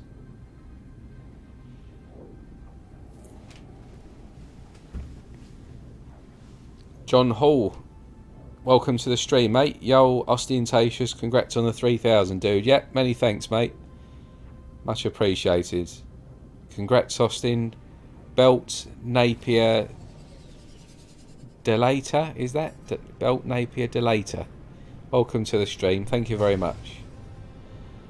I just put on some killer music or a podcast if I'm on a grind, but if I'm lucky, I'll find a dozen S-Class cabinets in a night. Oh, I never get that lucky. I'm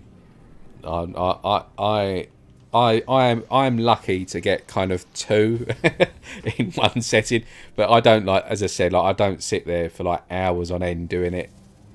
Yeah, it's not for me. That I used to not mind it, but I don't know. You get to a point in ship hunting and multi-tool hunting where it kind of starts becoming a bit of a chore, and I think when you get to that point, you've got to take a step back. And because I still love it, I still love finding a new tool. It's always a great feeling. Whenever you see a really nice tool appear, even 6 years on and kind of 3 solid years into my hunting side, seeing a new tool, that feeling doesn't ever change for me. Probably never will. But kind of getting to that feeling, like the process to get there, is a chore. So I do need to mix it up a bit these days. I have breaks as well from the game now as well. The last one I took was back in March, and I kind of took 3 months off from March through to about June, I think. I just needed a break away from the game, and then I just sort of play other things.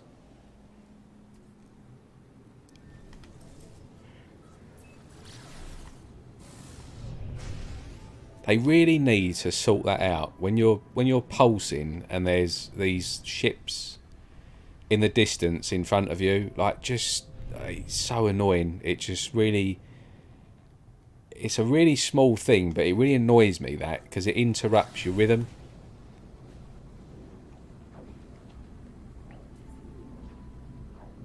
But yeah, I'm like you, John. I actually I do listen to music, but I tend to have either a series, a film, or YouTube on. I'm quite into my gym and stuff, and I have like I follow a few different people and stuff in that, and like nutrition and stuff like that.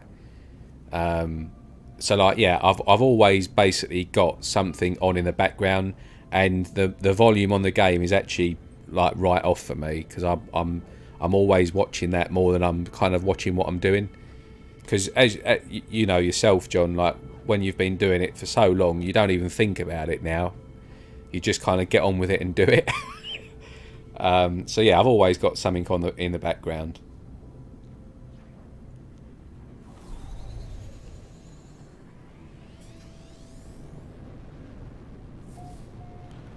I just hope to find cool things and maybe one appears in an S-Class.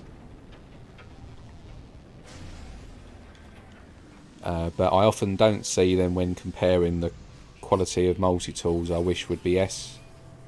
And finding an S-Class cab often yields nada. Yeah, do you know what as well on that? I am not as fussed these days about finding an S-Class tool. It's really good to help the wider community out, and that's the only reason why I do it now. But like, if I find a nice tool and it's in a C class, I'll be all over that because you can upgrade it now. It doesn't bother me, the class, because everything can be upgraded now. It's very, very good and nice to find one, but I don't know. I've seen quite a few posts in the last year on like the. Specifically on the No Man's Sky coordinate exchange, and some of the highest, most sought after tools that have been posted on there have not been S-Class. Like, I don't think people are that fussed about it these days, like what class it comes in. They're just a lot more interested in what it looks like and looking at the stats and stuff. The class is kind of way down their priority list, I think, now. Whereas before Origins, we couldn't update, we couldn't upgrade like the class and slots and stuff before Origins, and it was much more important then to find the S cabinets. But these days, I don't think it matters as much, especially now you can cheat and just like unlock everything.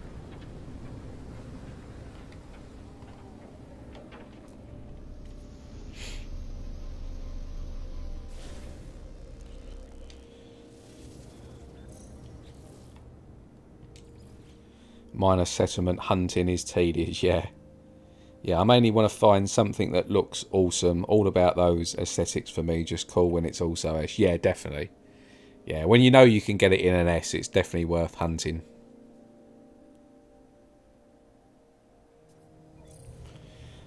You'd love a bright orange with red crystals alien.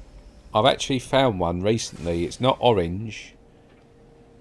It's not a rifle. It's a mid-rifle in a terracotta skin. So very close to orange. But it's got red crystals, like a red crystal barrel, a red crystal clip, and yeah, rear red crystals as well, I think. So that would have been recently put up on the Interstellar Index on Facebook. That's where I post everything. And most of the stuff that I put on the index, I put on the coordinate exchange as well. But my main posting place is the Interstellar Index on Facebook. Always will be.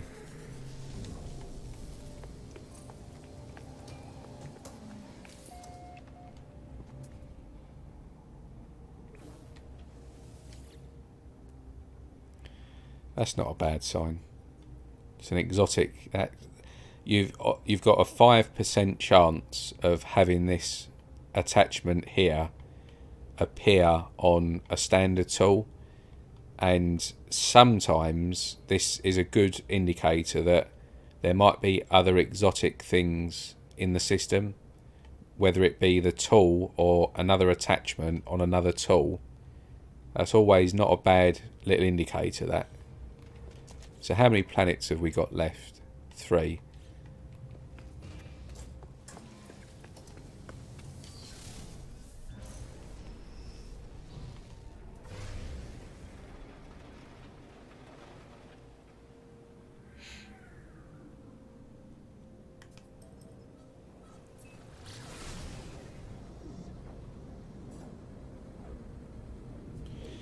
Mine too, Interstellar Index for life, yeah. The Interstellar Index is the best place for just anything, like particularly if you want some help in this game doing stuff. Like the Interstellar Index is a really good place. Good people in there. It's got some of the best base builders as well, like old school base builders like Banjo. He's one of the founders in the Index. You've got Tim. He's had 4 base builds featured in the Anomaly. You've got the top ship hunters like Musician TT. She's one of the founders over at the Index. You've got Narosi, Kayla. She's really good at building. Nawana is on the Index now. It's just a really cool place for like not just indexing stuff, but just for getting any general help with the game. That is the place to go and do it. All this Discord malarkey and everything else, the Index is a really decent place. It's one of the best community groups, I think, in the entire game.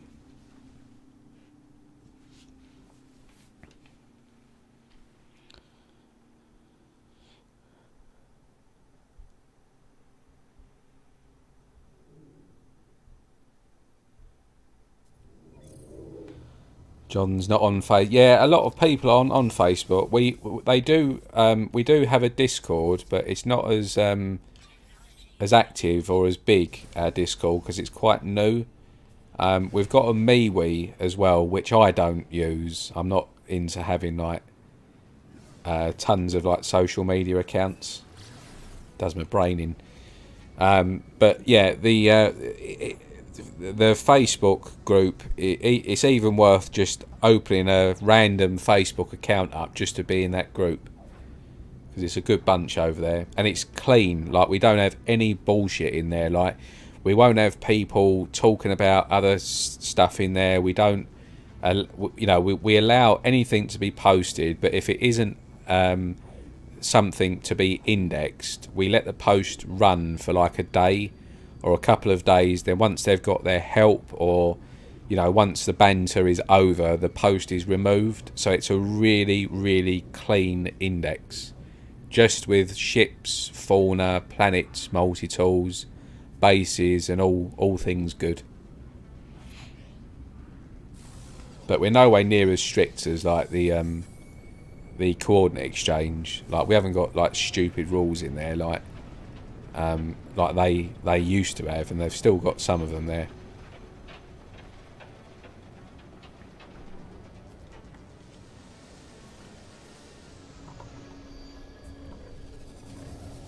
You just went to ask to join the index. Yeah, I'll make sure that you get in.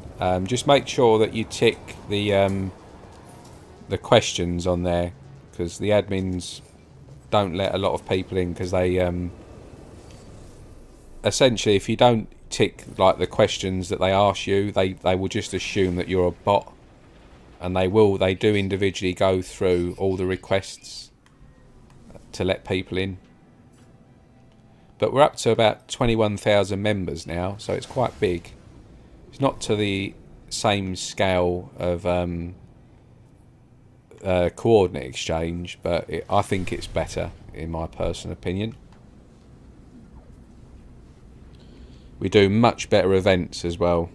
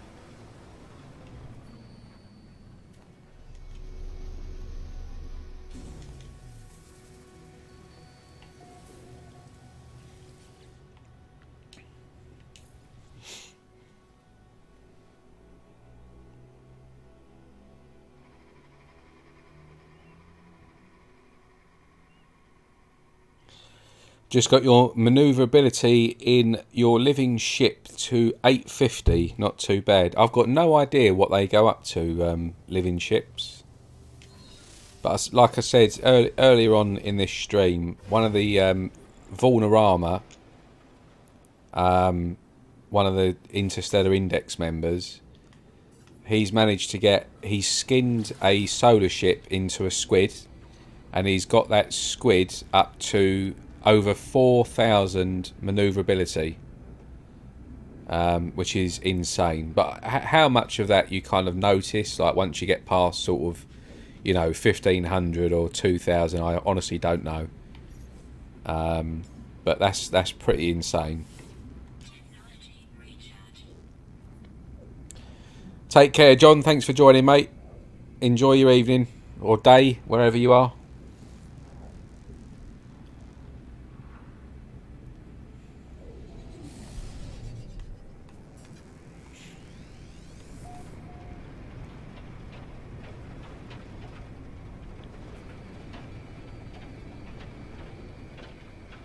It's not a very nice planet, this one. And I've managed to miss... I've just missed the landing pad. Well out. Just going to grab this storm crystal. Oh shit, tornadoes. Oh no.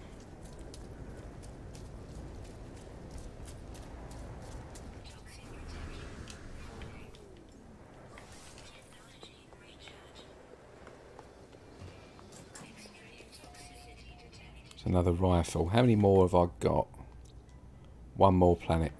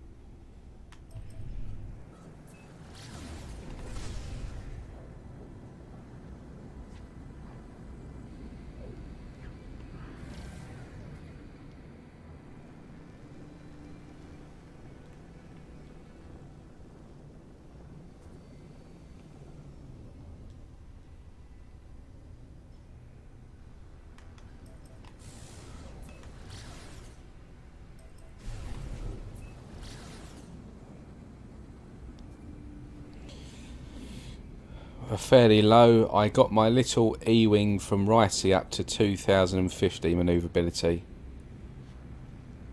and Belt Napier Delator says I got 1500 manoeuvrability on my needle fighter, and I feel like anything more would be too much. Yeah, I've got one of my fighters is on, I think, about 1800, and that's fine for me. I think the Golden Vector I've got is around that as well on one of my saves. But I'm not into like min-maxing and stuff. I'm not fussed.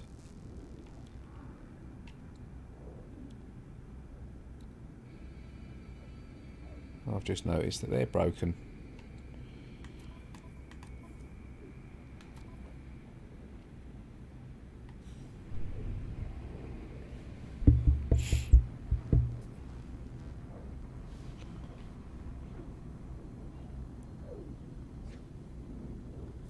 Right, last planet, and then we're going to do some see what ships we've got in this system.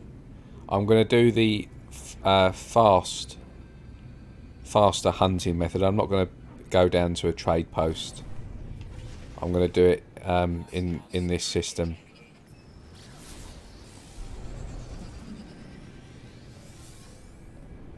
In space, sorry.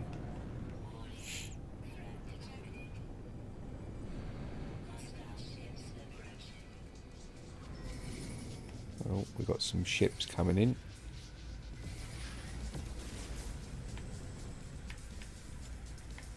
Shit, I can't call my freighter in. So I don't think I've got any sodium.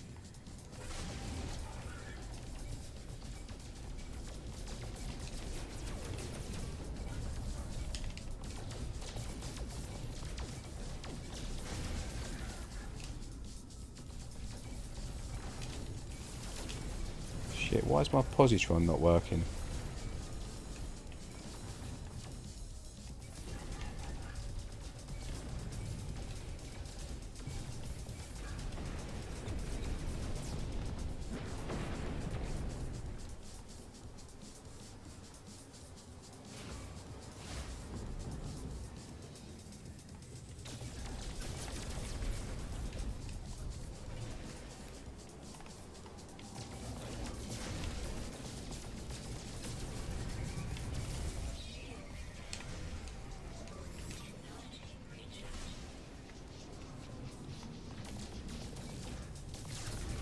God, this ship's all over the show.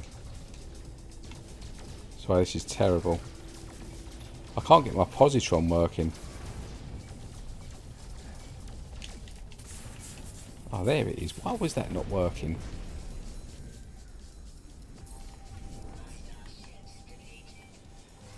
Right, let's get on with this. Quickly do a reload.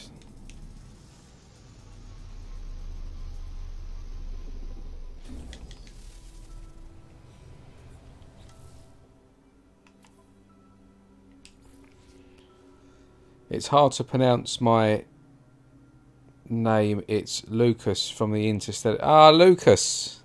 Hey.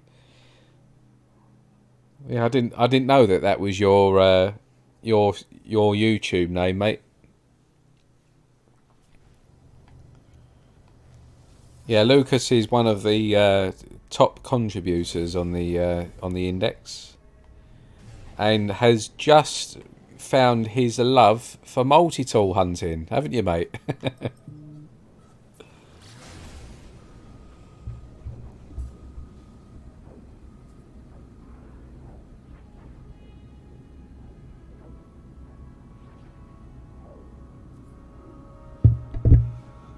Yeah, you've just got into multi-tool hunting. I've noticed that.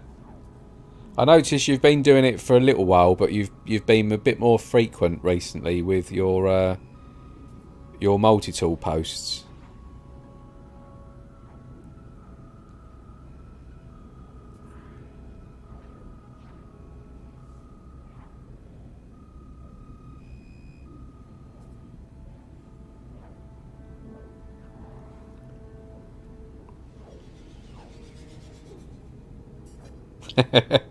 Just a little bit.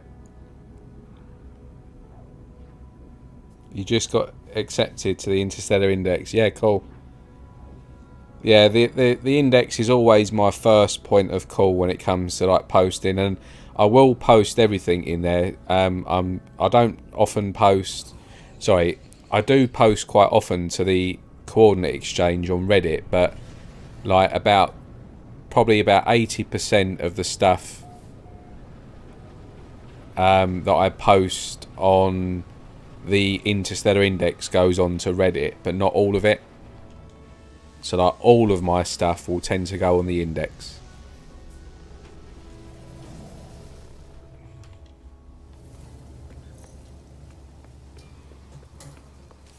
Oh, boo. So this system yielded nothing.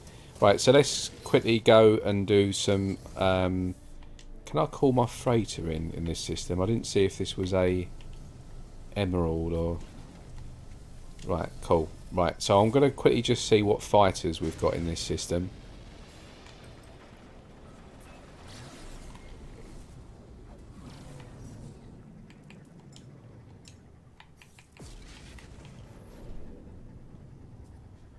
I'm just running with a B class. This was like my first free freighter, I think. I couldn't be bothered to wait for a an S class. Right, so we've got 1, 2, 3 different fighters there.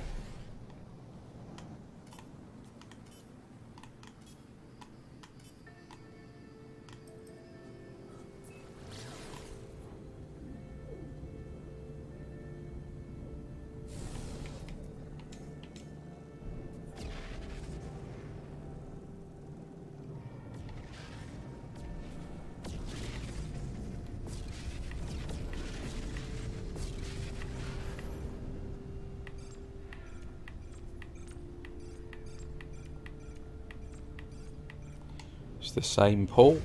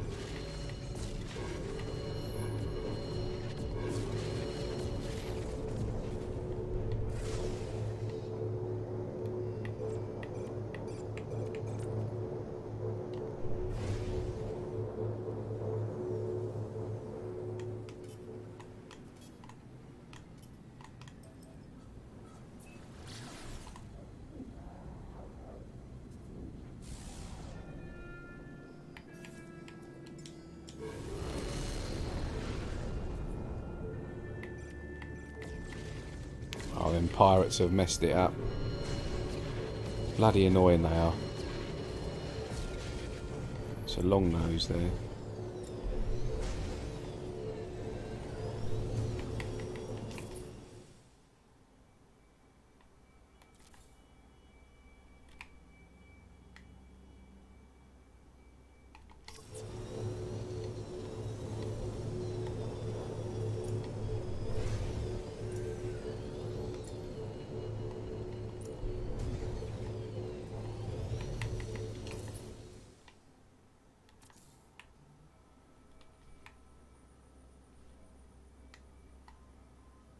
So McDonald's long nose.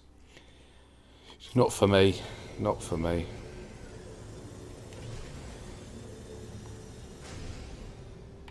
Right, let's jump to the next system. Right, I've seen your stuff on Reddit, but I have to say I hate trying to find stuff with those planet coordinates. Can never find the place, only a few times. Yeah, you just got to get the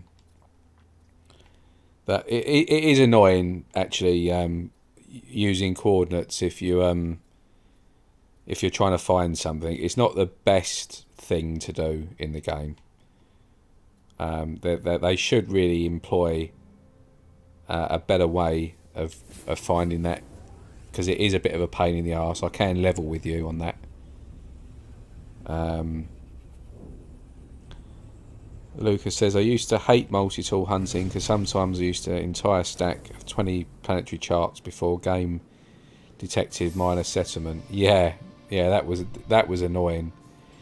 The most annoying thing, like even before that, was you couldn't use planetary charts to find settlements. So right back in the day, to hunt for a multi-tool, like an S-class cabinet, you literally had to manually fly around the planet with nothing and just hope that you see and stumble across settlements.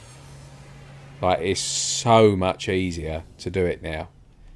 That was kind of back in Lava Lamp's hunting days. That's what he grounded out and did. Like, old school. That's quite cool. Shark teeth at the front of this pistol. It's quite a rare feature, that. It's not a good looking tool, but that's a relatively rare feature. Sometimes as well, what's even rarer on these multi-tools is they come with the shark teeth at the front, and then they've got little bones that run down the top as well. And if you can get one that's got both and in really good colours, it actually looks quite cool. But I've only seen a couple of those. They're really rare.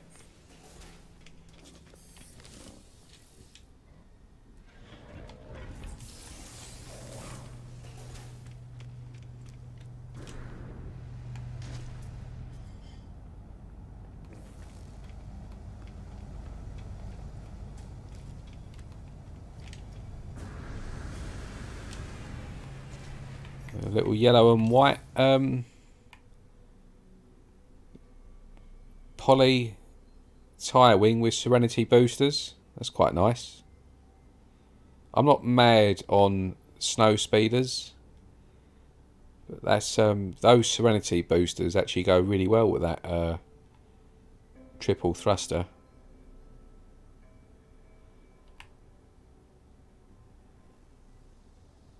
It's quite nice, that.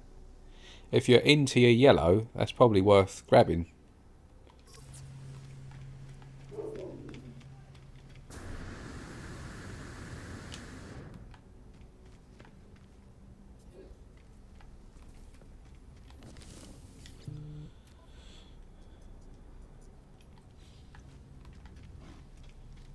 Right, just going to quickly go and see if there's a traveller in the room next door. Nowadays, it's not as annoying as before, so I just included checking multi-tools in my routine. Yeah, it's much easier now.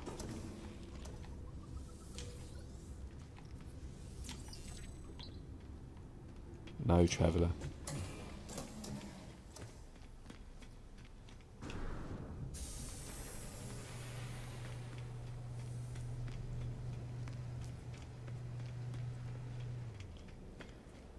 There's a little viper there for people that like vipers. Seeing a turquoise and blue, like a steel blue. Could be grey actually.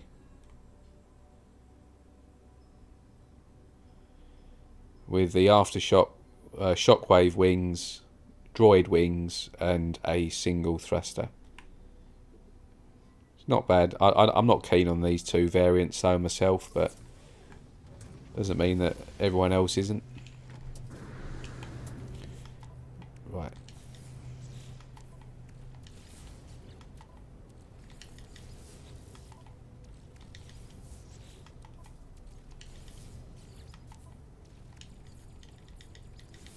Actually, I forgot what class this was.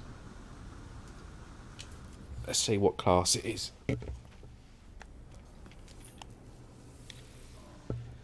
B. Right. Oh, sorry. Just hit the mic there. Right, so, and it's got an exotic attachment there, so that gives us a little bit of hope, a little glimmer of hope that there could be something worth looking at in this system. Because this game does work like that. There are RNG patterns in this game, for sure. Like, if you see a long nose pull in, chances are, more often than not, you'll probably have two long noses in the system. Or like we just saw that poly there with tie wings. The chances are there's probably another fighter in this system with tie wings as well. Just weird. It just works like that. It's just strange.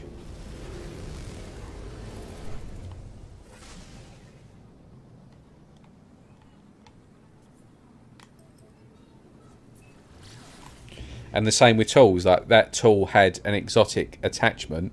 You've only got a 5% chance of seeing one of those attachments on a tool, which makes it a higher chance that there's possibly another one in this system somewhere, either another tool with another exotic attachment or an exotic tool itself, like a alien or experimental.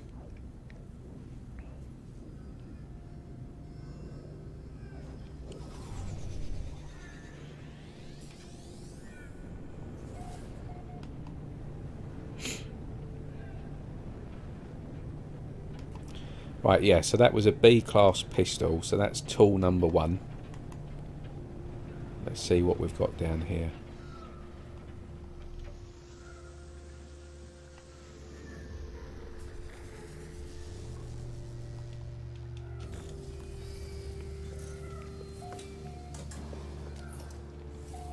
So is this going to be an A or a B?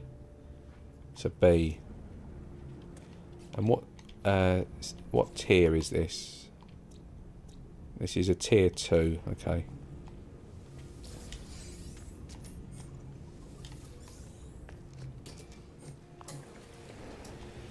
So this could be a B or an A. Very unlikely to be a C. But this tool that we've currently got is either a B or an A. So we've just got to do a bit of ruling out at the moment until we can find the A.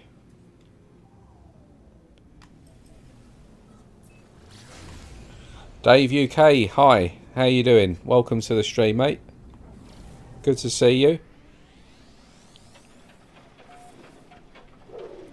Just doing a bit of casual gameplay, a little bit of hunting, ships, multi-tools. I've got to find some travellers. I need to get my last 4 glyphs. I think I've got 4.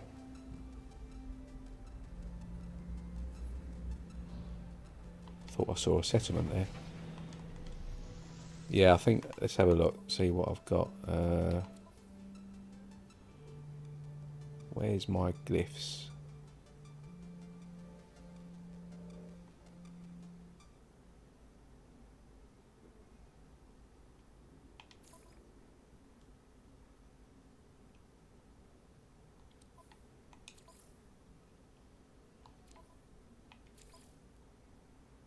No idea.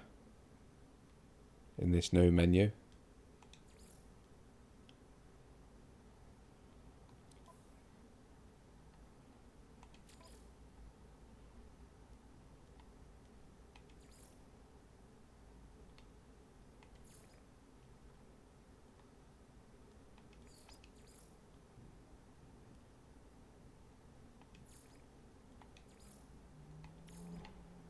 Oh no, I've got more than that. 1, 2, 3, 4. I've got 6. I need to get another 6.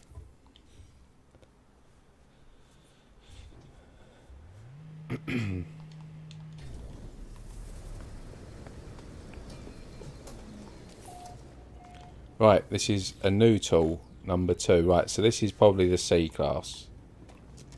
So that's tool number 2 of possibly 4. So each the space station and each planet and moon, they each have at least 2 different multi-tools in their pool, up to 4, a maximum of 4. So each system has at least 2 planets, up to 6 planets or moons, and each one of those, as well as the space station, has at least 2 multi-tools, but up to a maximum of 4. I'm not sure, I think it's 21 multi-tools, the same as ships, is the maximum you can get in a system. But the minimum that you'll get in a system is 6, because you'll have 2 on the space station and then 2 on each of the planets. But it very rarely works out like that. Most of the time, one of those 2 planets or the space station will have at least 3 or 4 tools in their pool. So most of the time, you'll always get at least 8 or 10 in each system of the potential 21.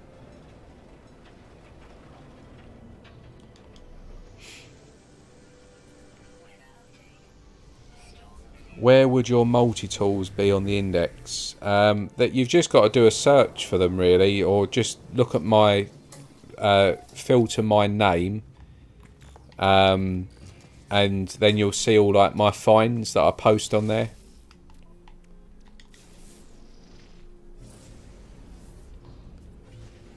So yeah, the best thing to do is like filter by name, and then just go through like the posts and stuff.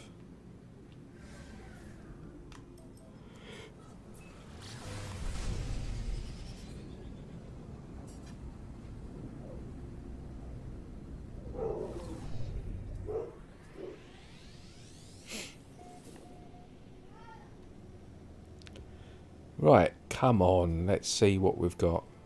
So we've got a C class and a potential B or A class. We've got 2 different tools so far. And this is just literally a process of elimination at the moment.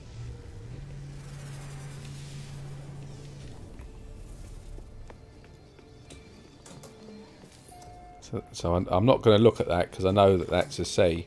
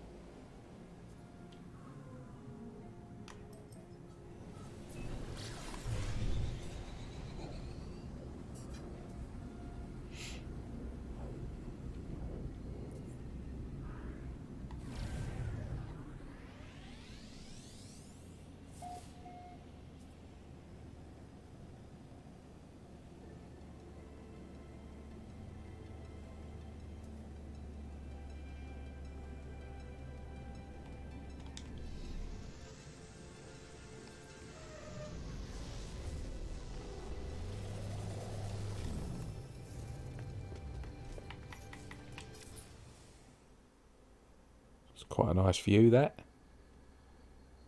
All the valleys. Right, yeah, that's it. Oh, I must keep remembering to grab the nanites.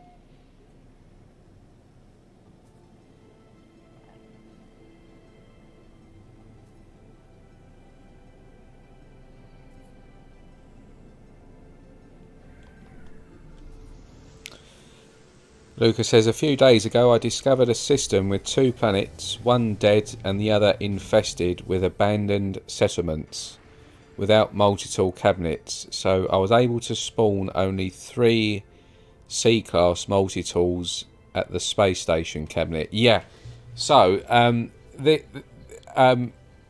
that is a really unlucky scenario there, because that's a C-class, isn't it? So yeah, that very rarely happens, but there is occasions, and you obviously can't do this in abandoned systems either, because they don't have any minor settlements. But there will be, on the rare occasion, an instance where you might enter a system that has just 2 planets, and each of those planets not able to yield any minor settlements. Like, you can't get minor settlements on airless worlds, and you can't get minor settlements on the like the curious planets, the ones that have the different base glitch items. Now, if you get into a system and your planets are just made up of those types of planets and moons, you're screwed. You can't find settlements. So the only way that you can get them is whatever class is in the cabinet. That's all you've got. Now, your one there, the infested planets that you've found, some of them do actually have multi-tools. It's about 50-50, so it's very hit and miss. But some of those, all of those infested planets, the ones that have like the living shit, like flora, all of the minor settlements are generally abandoned buildings, but about 50% of them do have cabinets. So you've just got a bit unlucky there, where you've just found a planet that doesn't actually have any cabinets in those settlements or abandoned buildings. But about 50% of them do, so they're still worth checking, because they do sometimes still have like a cabinet in them. But a lot of them don't, so it's just hit and miss, really. But yeah, that's the only time when you can be a bit screwed for multi-tools, is if you get into a system that has that. And I've got to be honest, I can't off the top of my head ever remember running into that scenario. And if it has been like that, it would have been a very long time ago. So you've just got really unlucky there with that. It doesn't often happen.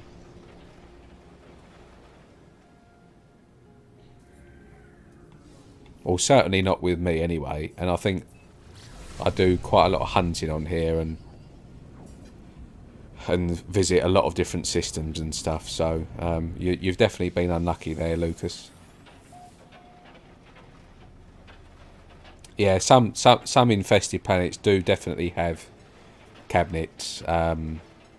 So they're worth checking, but some don't. And if you go into like the first one and it doesn't have any cabinets, then that will be the same for all of them, like planet wide. So like there's no point in checking like all the rest of them.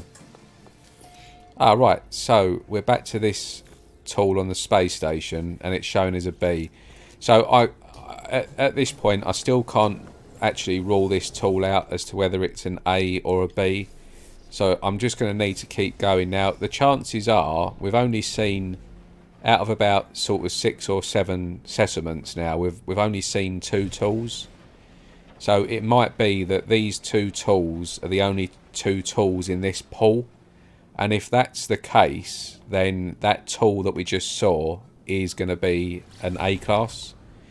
Because one of the tools on each planet is always guaranteed to be an A class tool, because it has to be to be able to become an S class. So one of the 2 tools in the multi-tool pool is always going to be an A class. It's just the way it works. So it might be that this tool is actually an A class if it's the only if it's one of 2 tools in this system.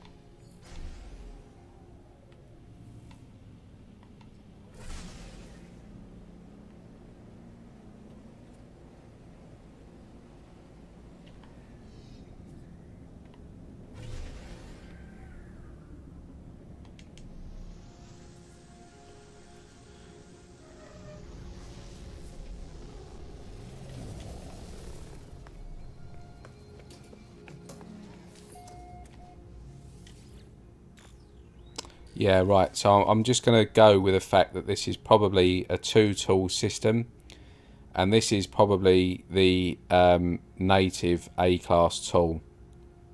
See you later, Lucas. Thanks for joining, mate. So I'm going to go with the fact that this is probably the native A-class. So I'm going to reload a save here and just see what we've got.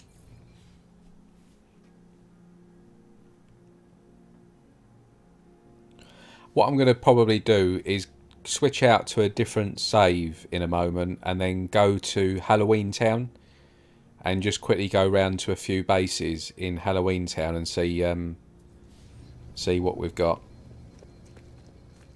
And then I'll come back to this. Right, so that's another crappy pistol. Right, so I'm just going to quickly jump out, and because I need glyphs. So I'm just going to go to a different save.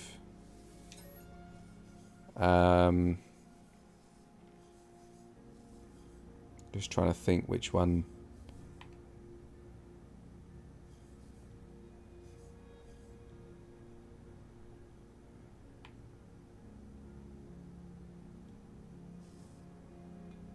Needs to be on normal, doesn't it?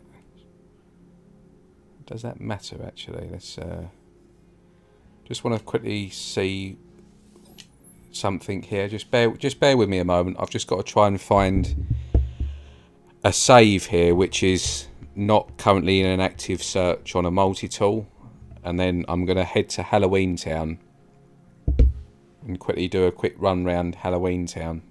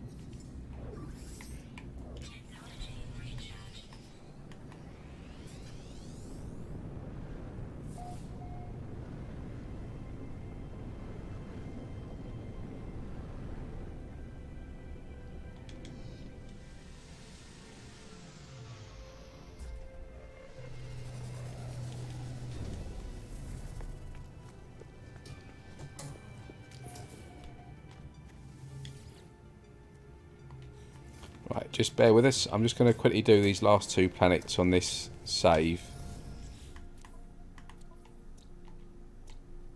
And then I'm going to use glyphs and quickly head to Halloween Town. Which will be quite good fun because it'll be the first time that I've been there as well.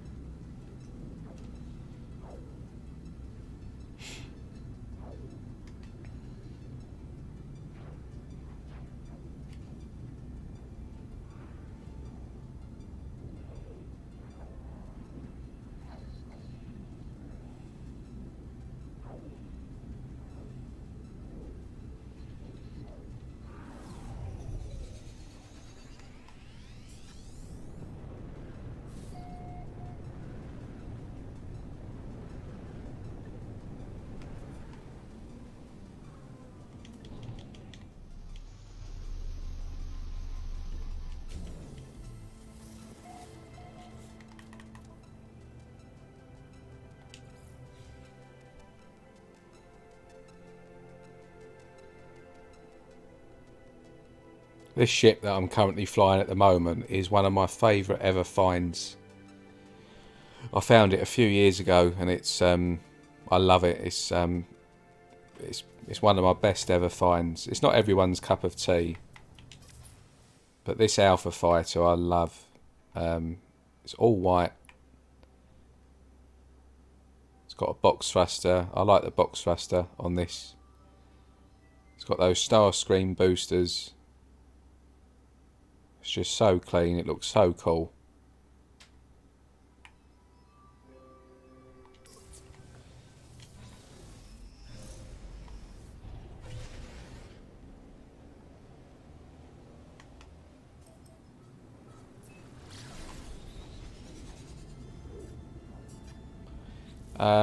Yeah, 1400 I'm up to, but I haven't really been playing around with this too much.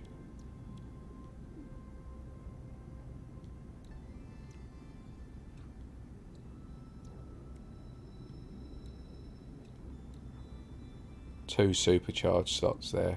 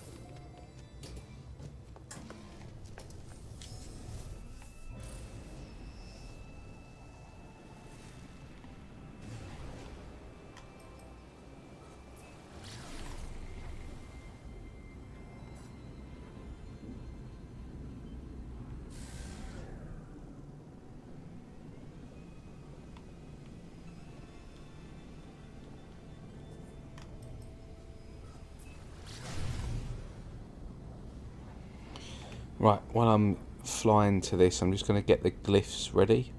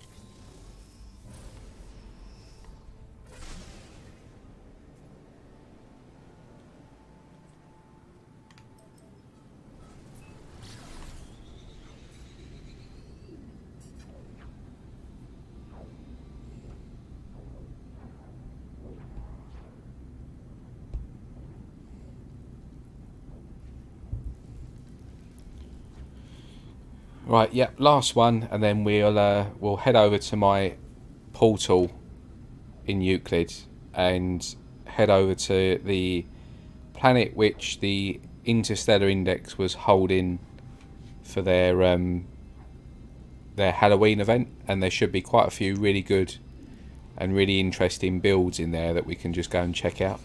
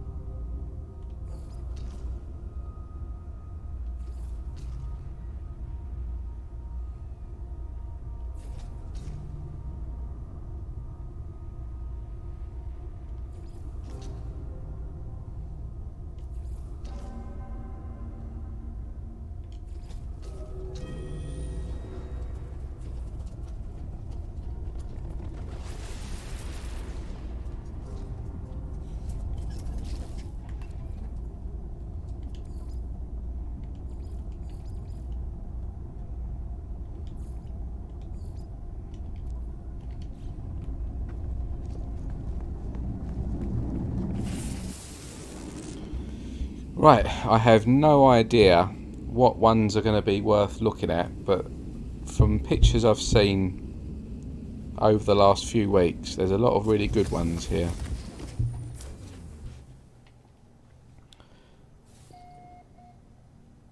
So this is Halloween Town. It's a planet which was discovered by the Interstellar Index for the purpose of building Halloween themed bases. So hopefully we should see a few bases popping up and we can just go and visit what people have done. Temple of Despair. Well, that sounds quite good. Nightmare. The Jelly Murders.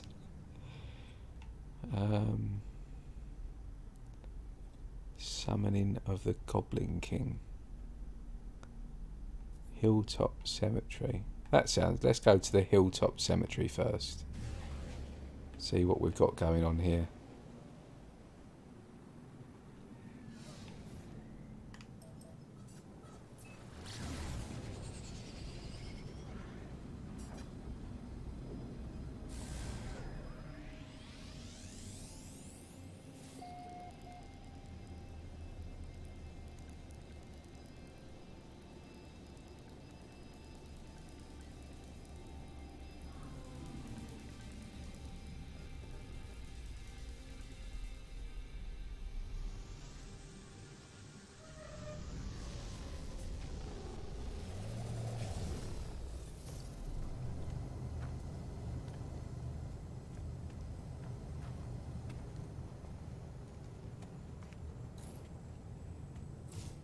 That's cool. I love it when I see these things all shrunk down and resized up and stuff. That's really cool. That's like a little crypt.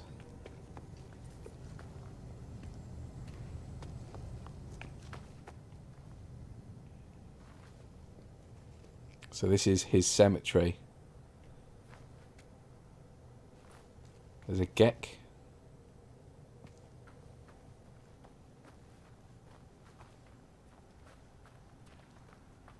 I like what they've done.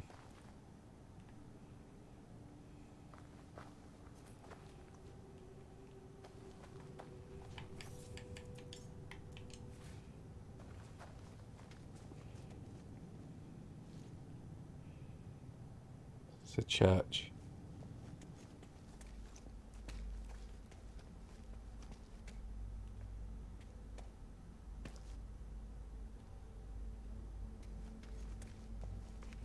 Pretty cool. It's a great planet this for a Halloween theme as well. Right, where should we go? For some reason, not a lot of the bases look like they're showing up. Maybe they just start appearing. Ah, we've got a few showing now. Right, let's go to this Goblin King.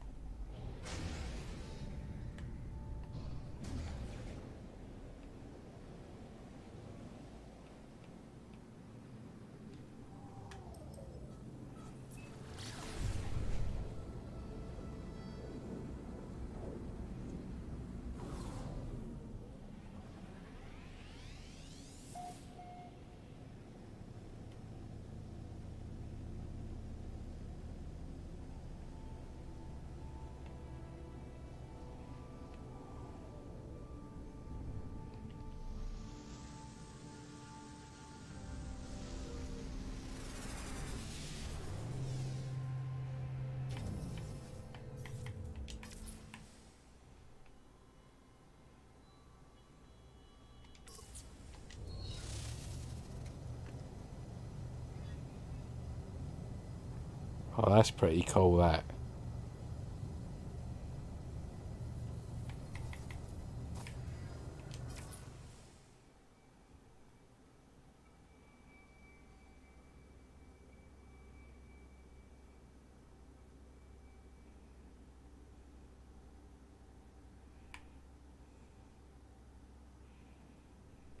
This is like way beyond my capability. of building. I'm not a builder in this game, so this stuff is like, for me, really impressive. I know what they're doing, but I've just never really put time into trying to learn it. I can do basic stuff, but that I wouldn't really know where to start to do something like this. That's well cool.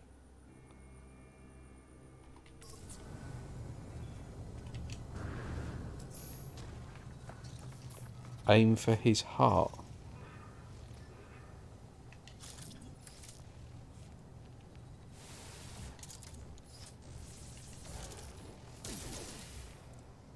Ha! Shit! What's that all about then?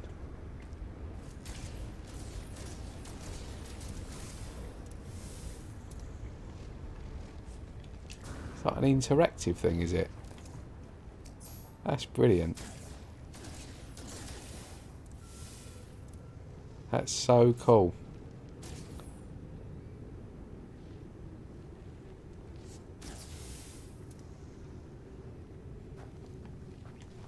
That's cool. And how's he done this? Or she? Might be a girl.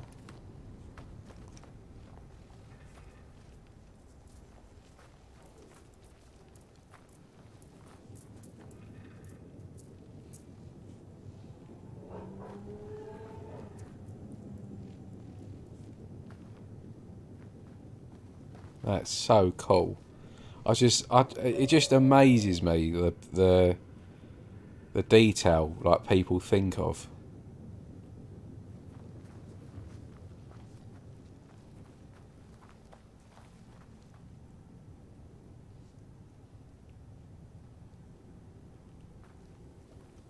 That's brilliant. Even just little things like that, I just think are class.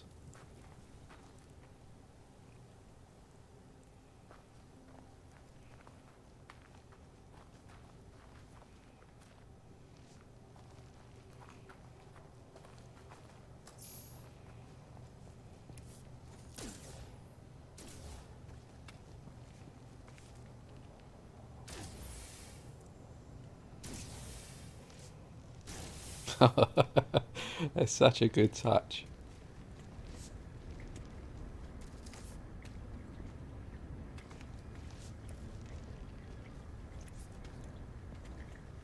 Oh, that's amazing.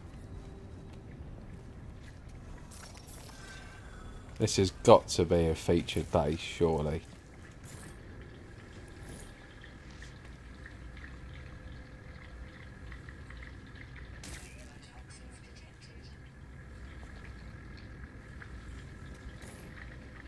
Oh. Want to get away from that. Even this, just all the little detail. Like little things in the lockers.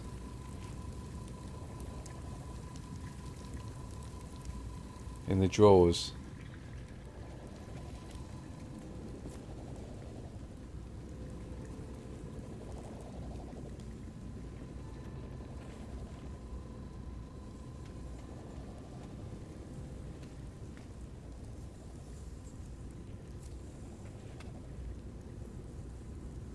I have to say, this is whoever made this base, this is one of the best bases I think I've ever seen. This, it's absolutely fantastic. This is really does make you appreciate kind of. This must have taken hours, hours and hours and hours.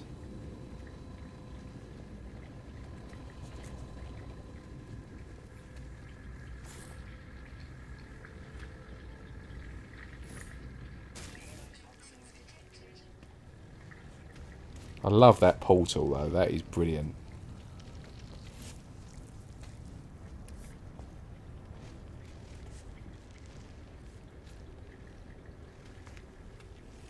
That is brilliant.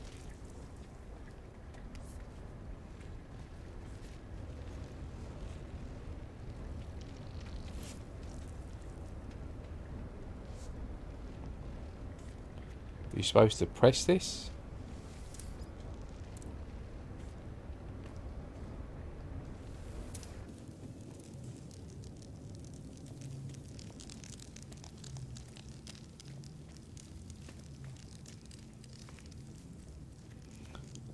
That's cool.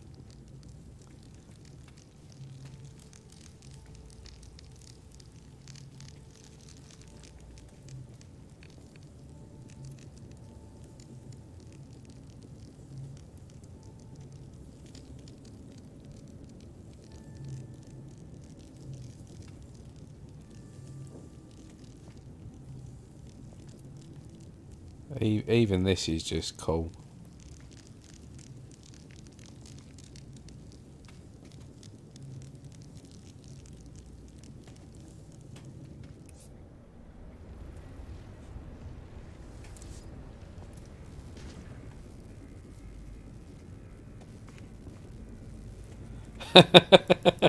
This is brilliant. It's like lava and all the these people falling in.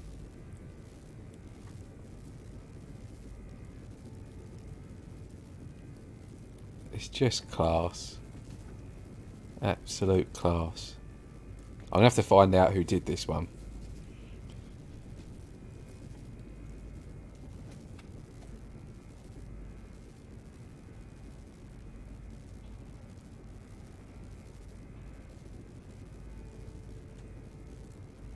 It's amazing.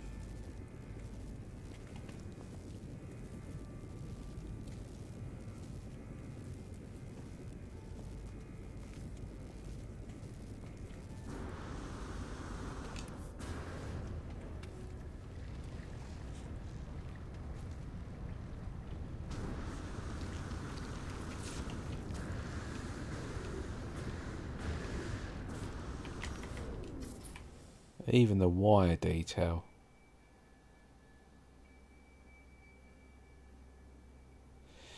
Right, that's enough of being in awe at that. Whoever made this base, just hats off. That is absolutely fantastic. That. So cool.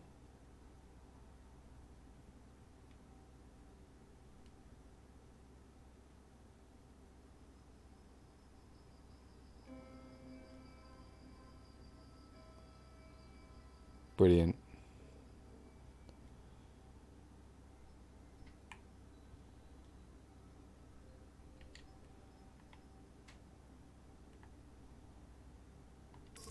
Right, just bear with me a moment. I'm just going to quickly send a message. Just 1 second.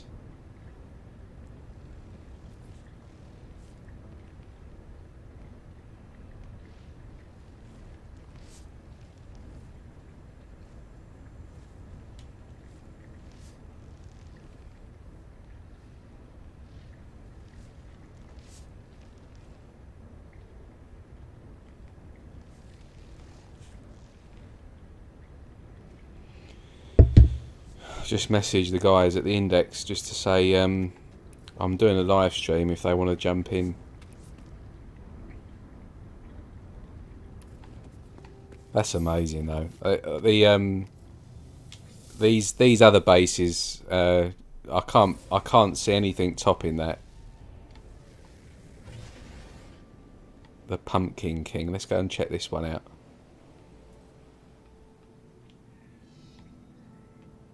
Oh, it's disappeared. Oh, there it is.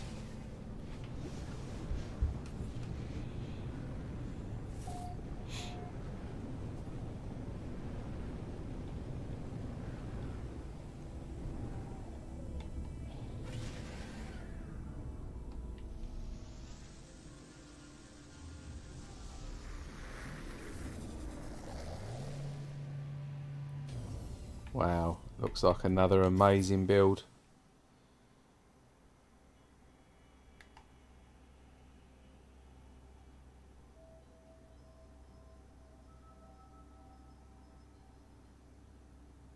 Love that. It's great for showcasing a ship.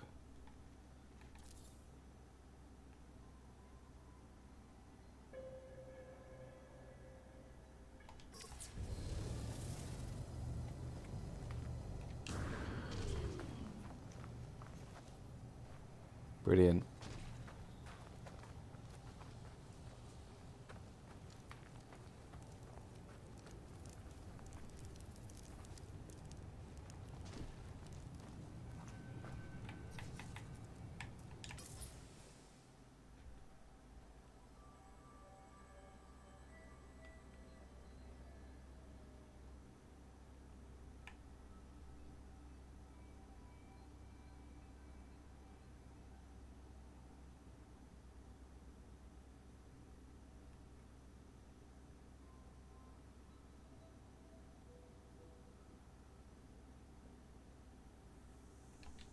That's cool.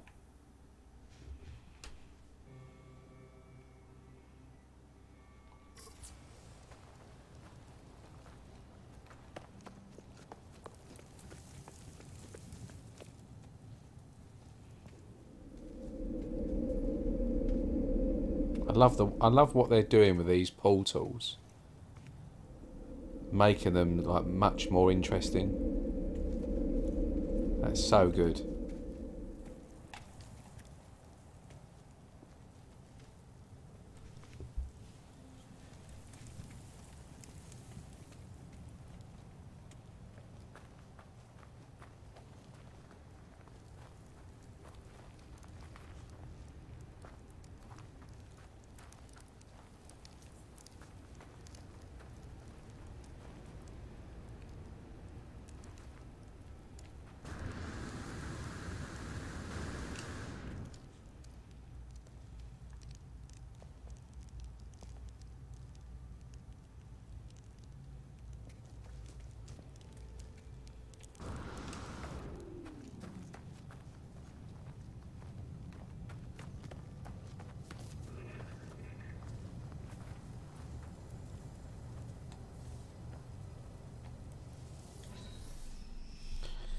Right, on to the next one. Nightmare. Well, that sounds interesting. Someone calling a base Nightmare. It's got to be good, surely. It's just disappeared.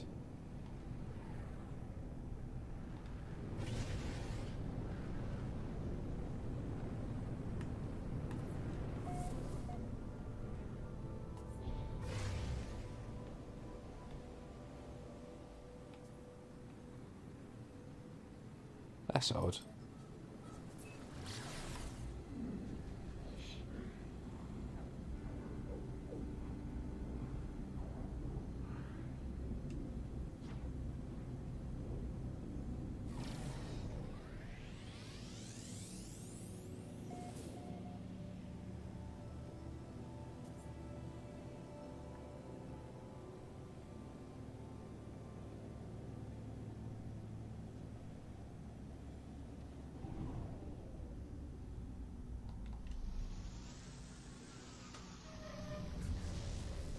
Oh wow, I know who did this one. This is Musician TT's. This is Tiffany's. This is amazing. I've seen pictures of this. Oh, don't want to report a base.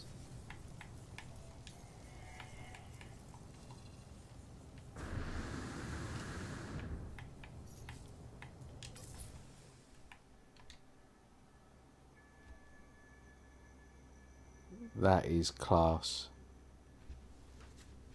That is class.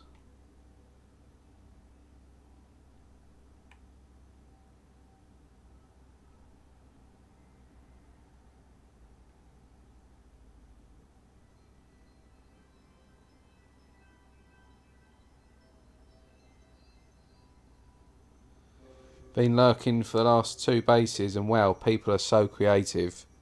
Congratulations on the subs, thank you. And yes, this is far, far, far, far beyond anything I could do. It'd take me so long to learn, not just to make it, but just to learn, like where it all goes, and how, like, just to get the design, and it's just crazy. I mean, look at the detail.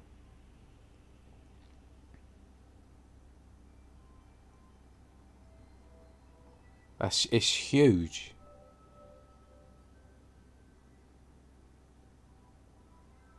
And what have they used here?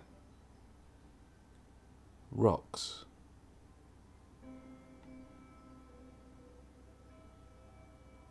That is spectacular. That really is good.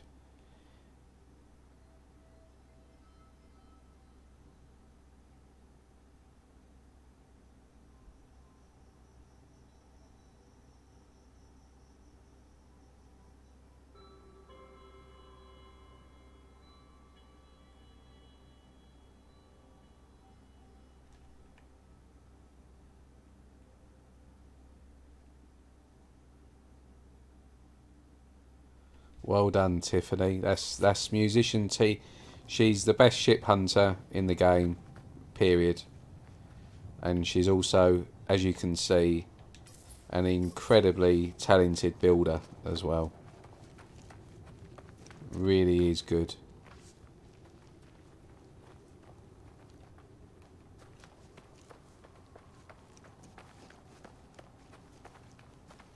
It's huge.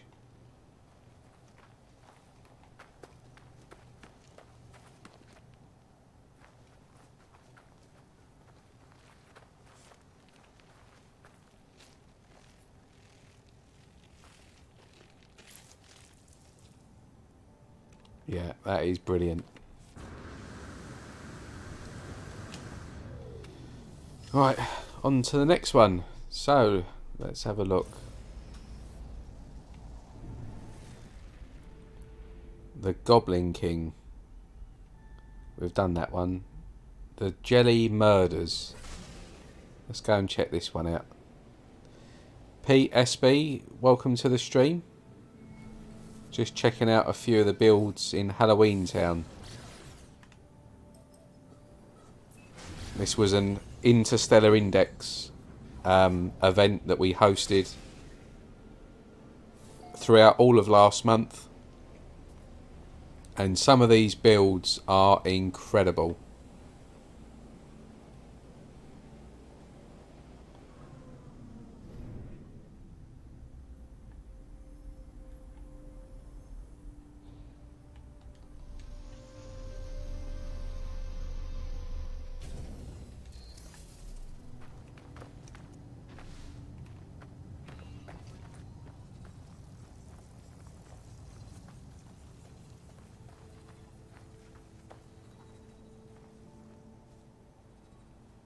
I love this.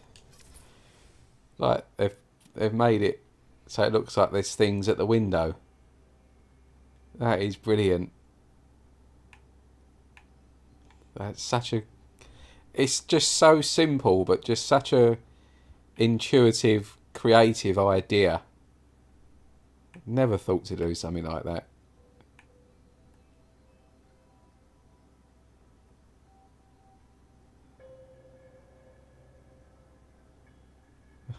Like that. That's great.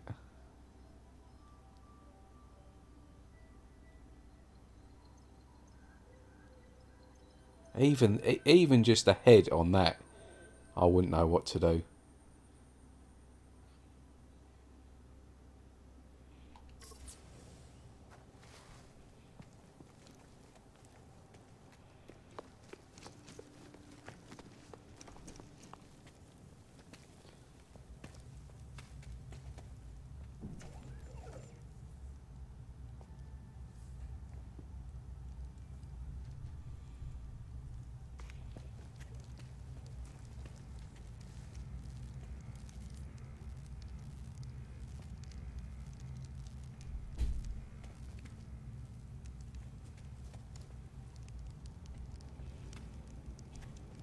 It's like it's telling a story, isn't it?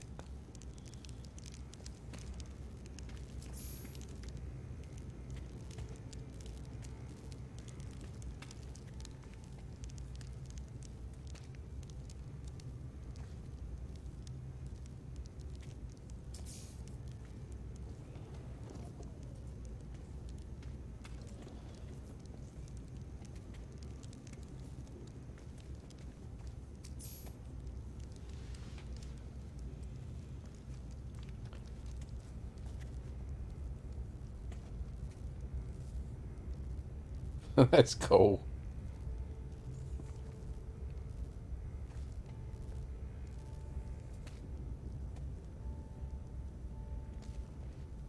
Red rum. That's from The Shining.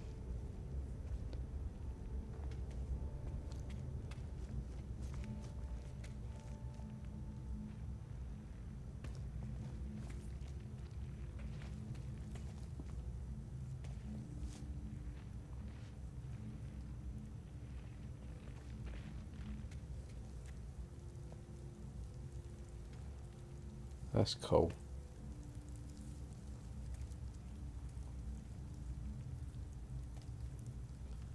It's like a battle landscape, isn't it?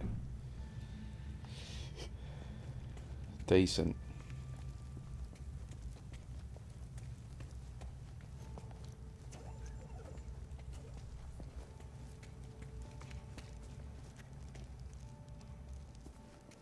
Oh, there's a hanging.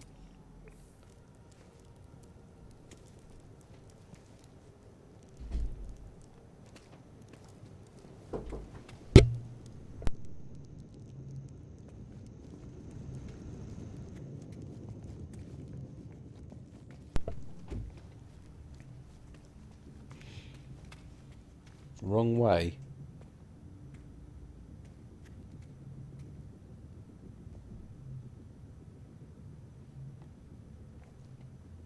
Where's the right way then?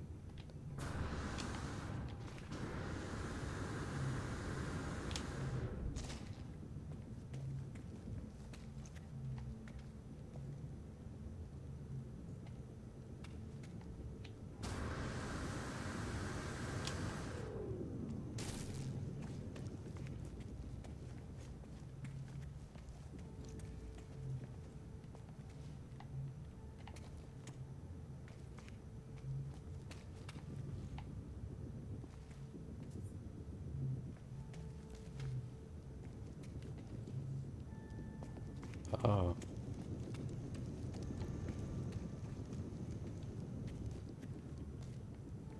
I'm lost.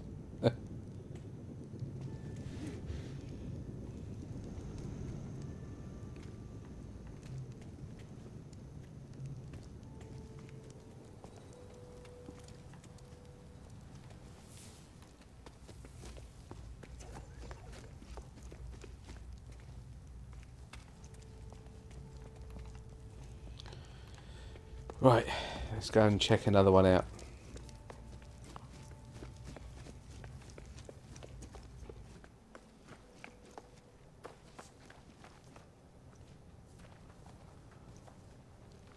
That's free. That's freaky. Spock, welcome to the stream.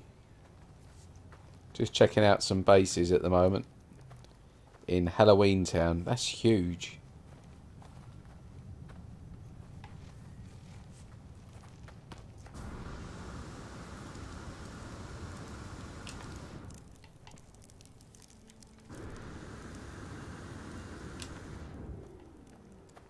That's pretty decent.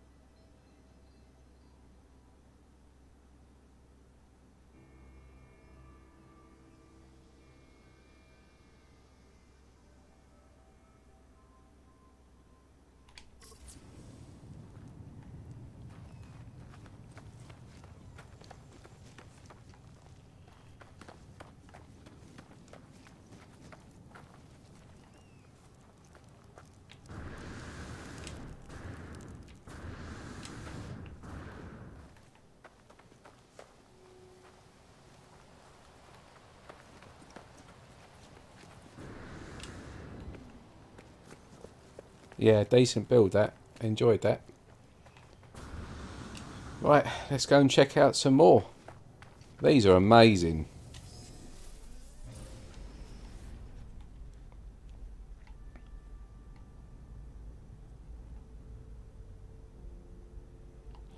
Done that one. The Cryptorium. Let's go and check this one out.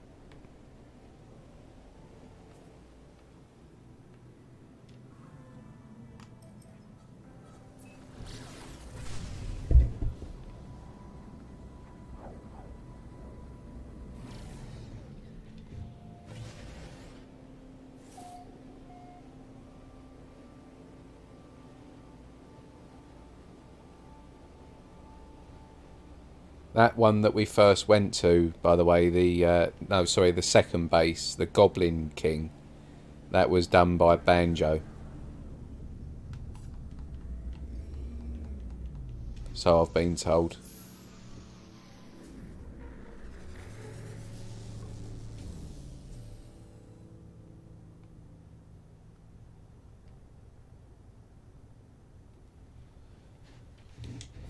Right, let's see what we've got here.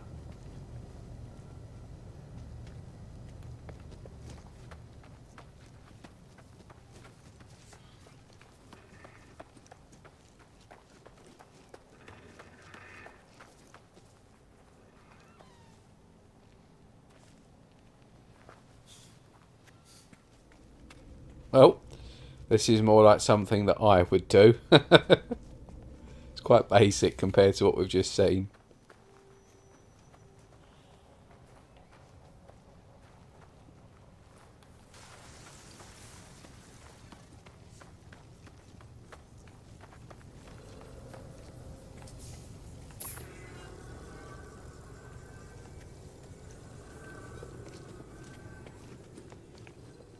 Oh, I spoke too soon. Oh, wow.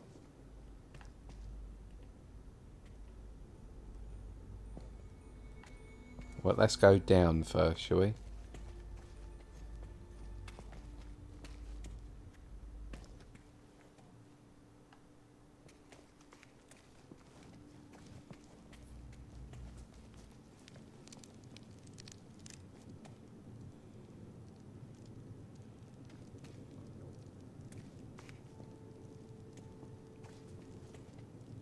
These are all, yeah, crypts. Brilliant.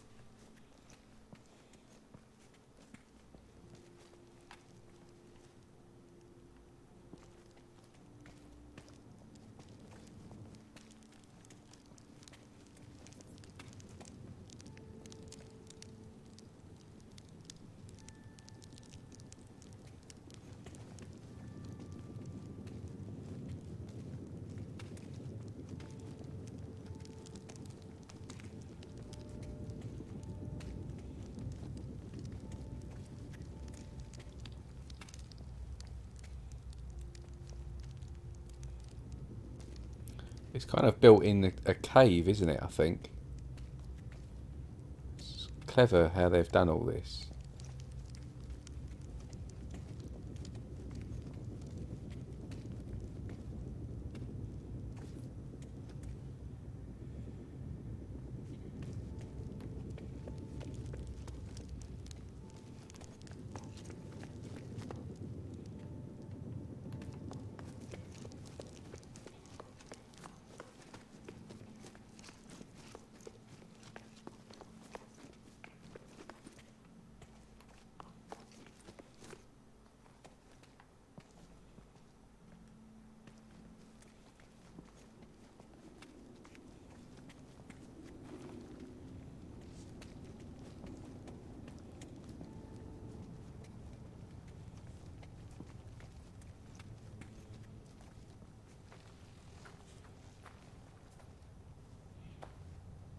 I love that detail.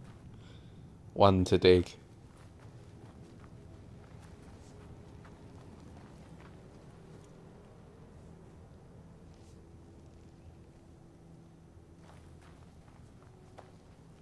That's crazy. Well, it started off, I thought it was going to be a nice basic base, but again, another incredibly detailed one. I like that. A lot of nice little touches there. This is good. Right, let's go and look at another one.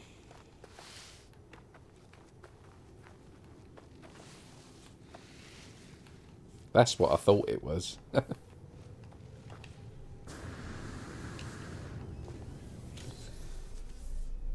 Bruised Cat, nice to see you streaming. We'll have to watch it all later. 8:20 a.m. here, so at work. Didn't know this existed. Yeah. Just to show people again, the glyphs. This is in Euclid. This is Halloween Town. It's a planet that the Interstellar Index has used to build for the past 4 or 5 weeks Halloween themed bases.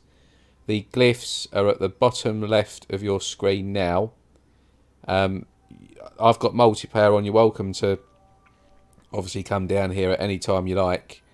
Yeah, it was discovered by Narosi Kayla, one of the admins on the Index. Perfect planet for the theme. And they do these every 6 weeks or so, the Index. They hold big events where there's fantastic builds. The next big one is obviously going to be the Christmas event. We're going to be doing that in December. But we they're in the process of choosing the planet at the moment. But look really cool. And have we done the Temple of Despair? No, I don't think we have.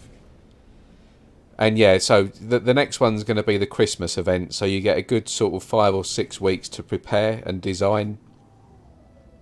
And that should be really, really good. I'm going to go back and show the Musician TT's build, Nightmare, when I start wrapping up on this planet. And I'm going to show the Banjo's build as well, the Goblin, because they're incredible. They're two of the best builds I've seen for a long time.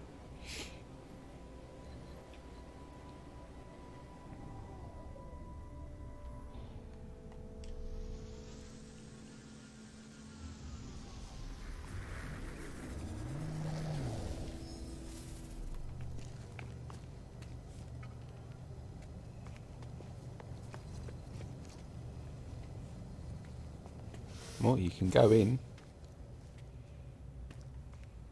It's pretty tall.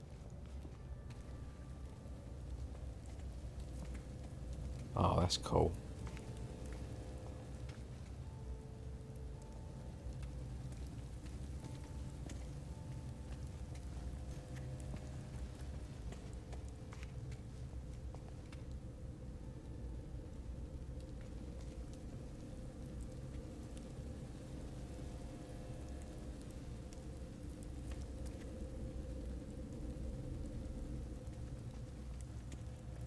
Looks like a giant tyre wheel, doesn't it? That's really cool. I wouldn't know where to start with something like that.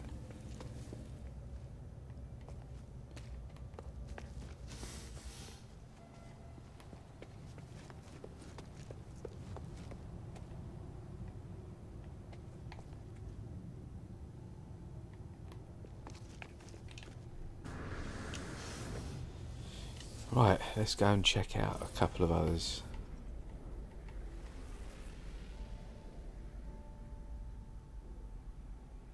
Yeah, the talent is incredible.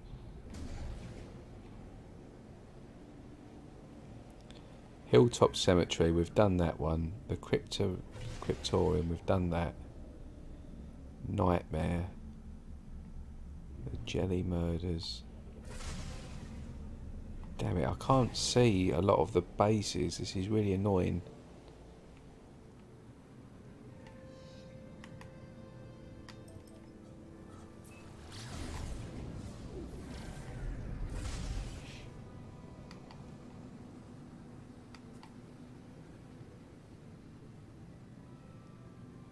I'll go back and quickly show this Goblin King for people that didn't see it when I first streamed.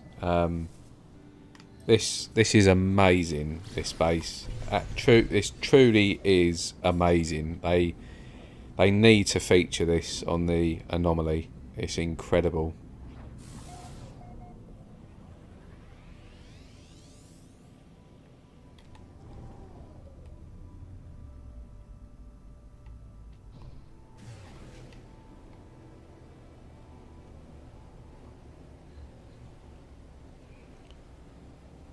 This is one of the best bases I've ever seen.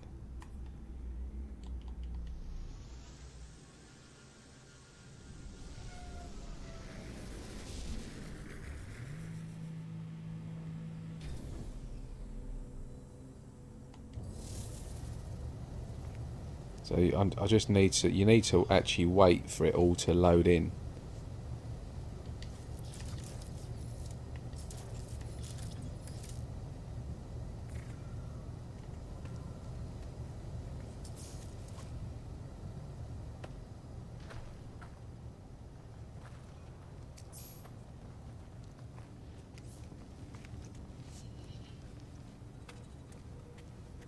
So you've, down here you've got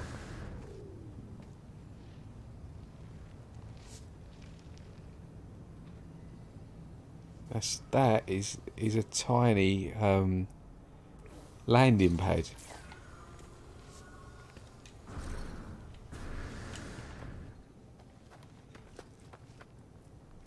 So you've got some graves down here.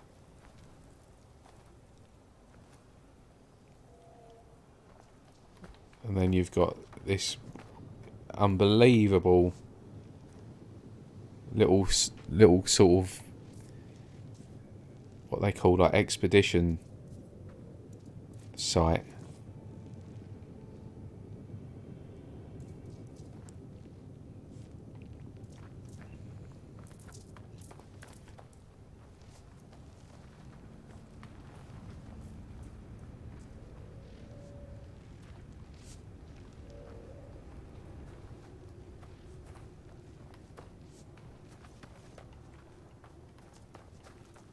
I'm wondering if you can... Yeah, you got this here.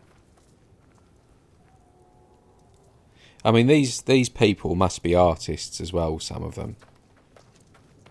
Got to be.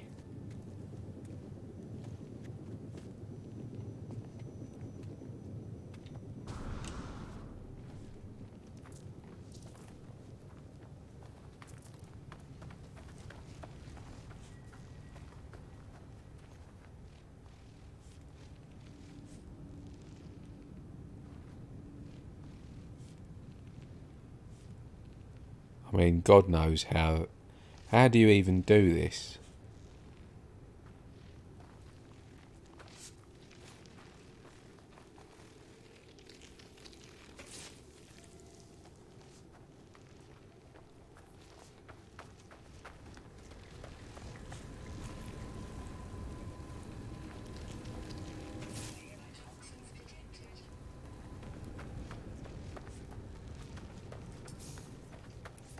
And then up here,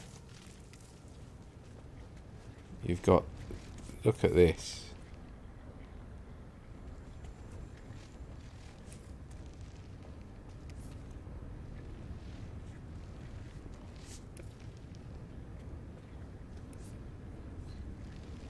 I'm just fascinated by that.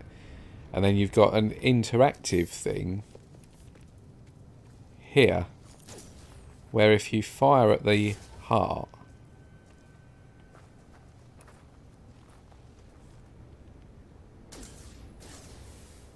it drops its eyes. I just think that's brilliant.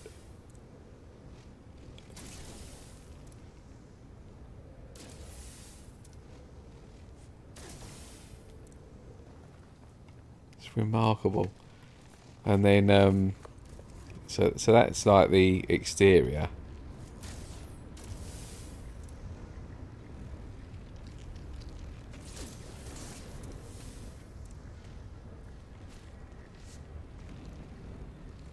And then you've got the interior, here, which in itself is amazing. So let me just get rid of this thing.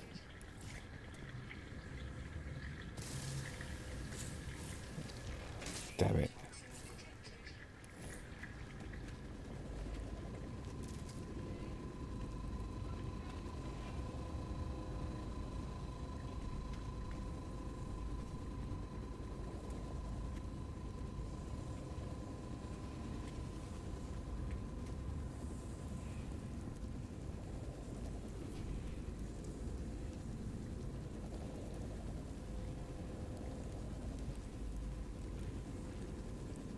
Just every little detail, isn't it? He's thought of here.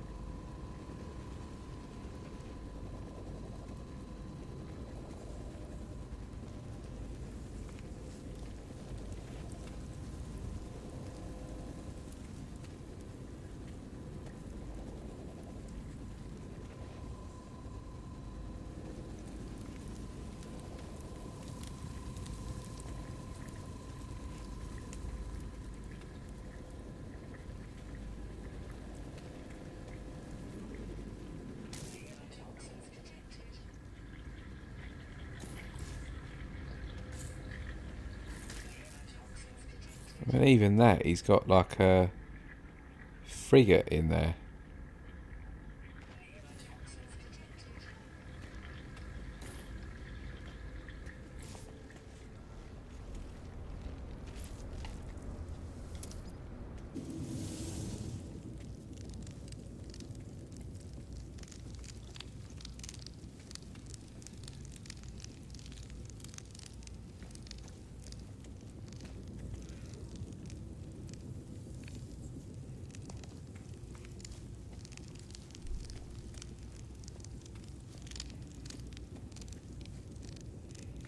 It's amazing. I know I keep saying it, but this is just...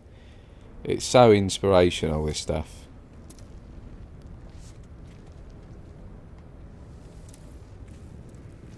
And then this is the lava. It's just brilliant. Got the guys falling down into the lava.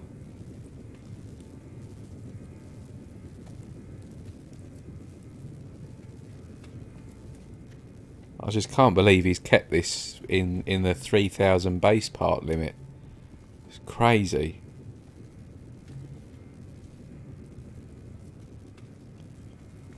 It's brilliant.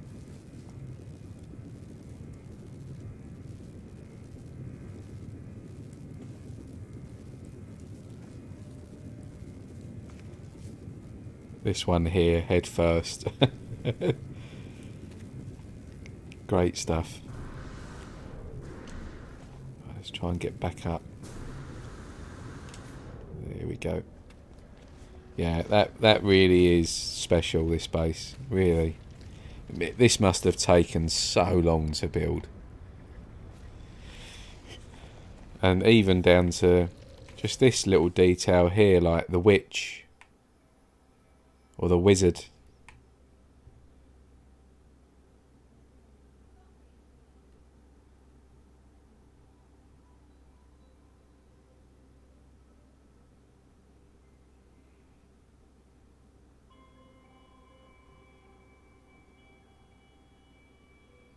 Yeah, hats off.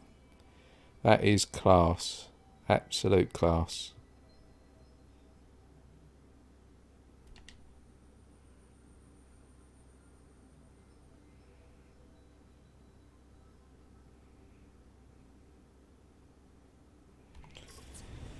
Right, let's get cracking on.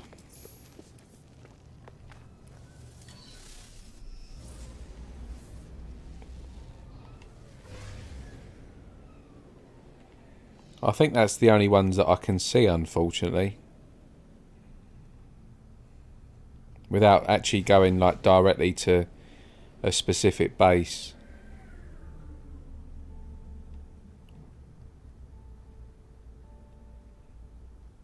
Yeah, that's the other one. Let me just quickly re-show this one again for anyone that's just joined and didn't see the start. This is another really fantastic base. Where'd it go?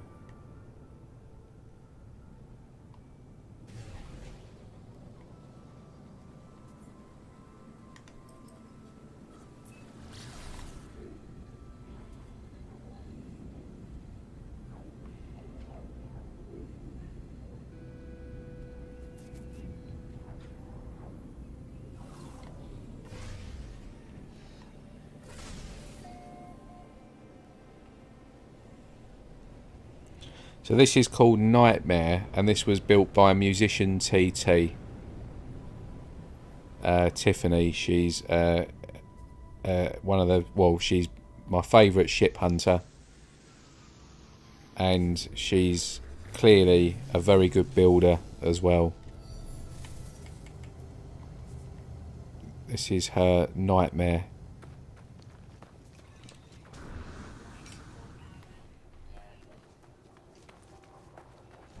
Look at that. That is special. That really is.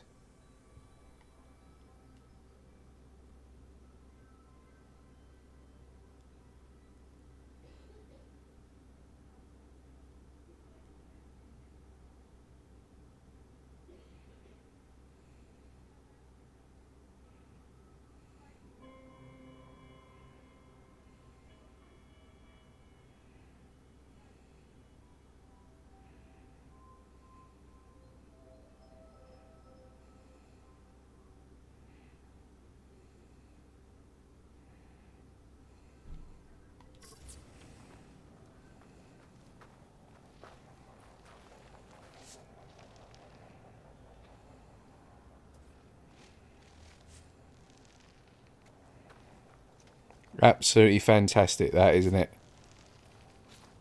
What a build. Just look at the size of it.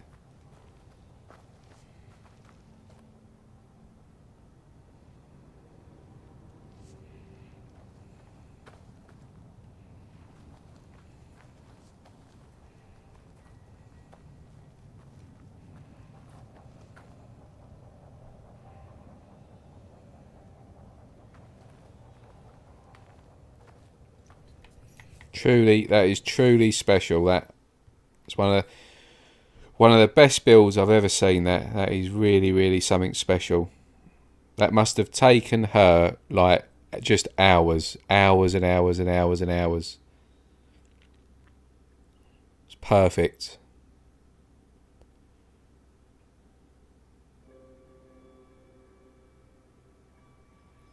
You guys definitely need to come and check this out. They're your glyphs, bottom left of your screen. So those glyphs at the bottom left, they will bring you directly to this planet. You can also, there's at least sort of 30 or 40 different bases on this planet, but for some reason they're not all showing for me. So you can jump over to the Interstellar Index on Facebook. If you're not already in the group, request to join, and then you'll see all the bases that are listed, and then you can just go to each individual base. You might need to, I'm not sure how you'll do it, but there'll be a way that you can go and visit each of the bases. You might need to sort of send them a friend request or do whatever. But yeah, this is one of many very, very good high level detail bases on this planet. It's really good.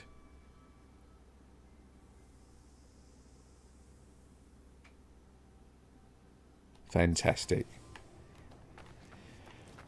Bravo. Right.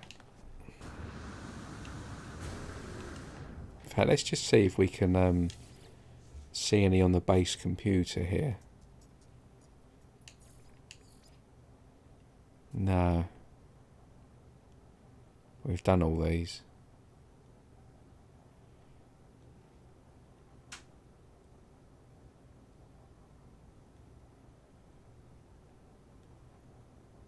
I haven't seen this one yet. Let's go and check this one out.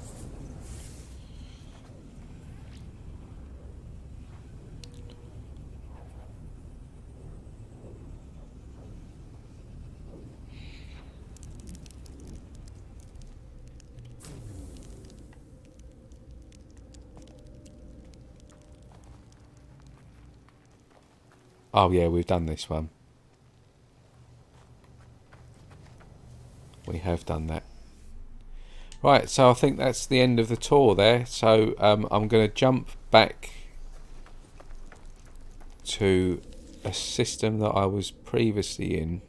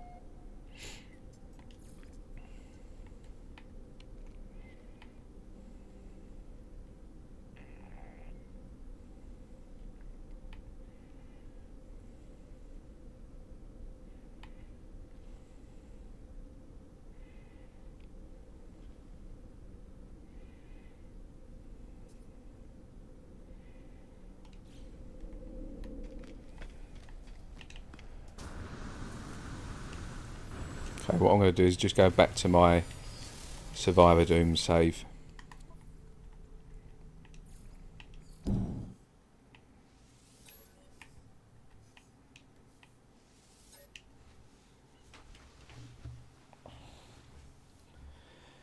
See if I can find one more ship, and then I'll probably I'm going to need to grab some dinner soon. It's what's the time? It's 7:45 in the UK in the evening at the moment, and I haven't had any food since breakfast this morning, so I do need to jump off soon. Just to manage expectations, I'm probably going to be jumping off in 15 minutes. And I'll do another stream probably at some point tomorrow or Saturday. I just need to work out what I'm doing. Right, where was I? Oh yeah.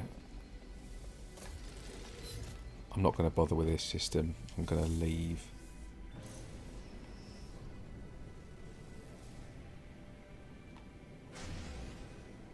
Let's go. Let's see if I can find another ship.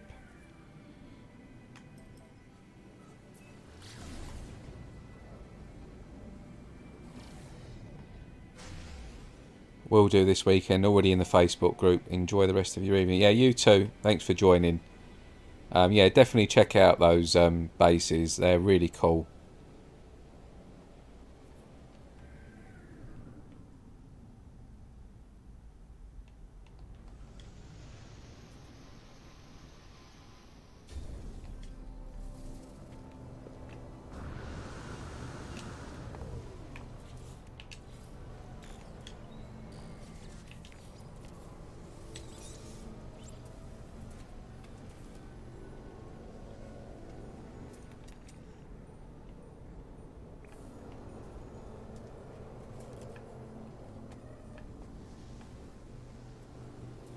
Right, 1, 2.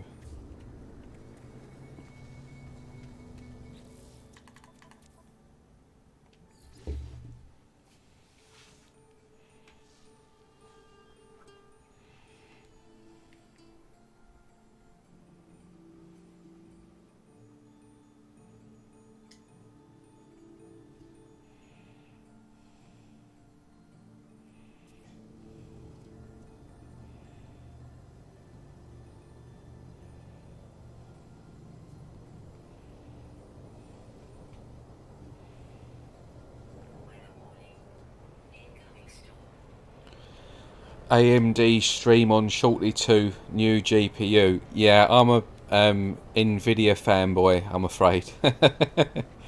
I have, I think one of my first ever PCs I had like the AMD CPU and GPUs and stuff, but I've been Intel and Nvidia for many years.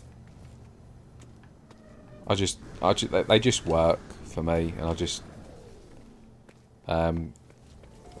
Nvidia are just more reliable. I've found. I think AMD are better on CPUs, or have been until this recent Gen 13 CPU launch from Intel.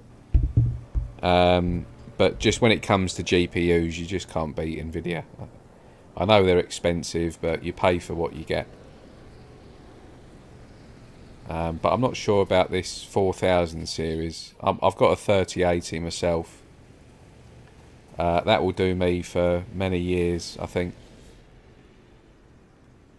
I'm one of these people that just kind of upgrades every 4 years or so.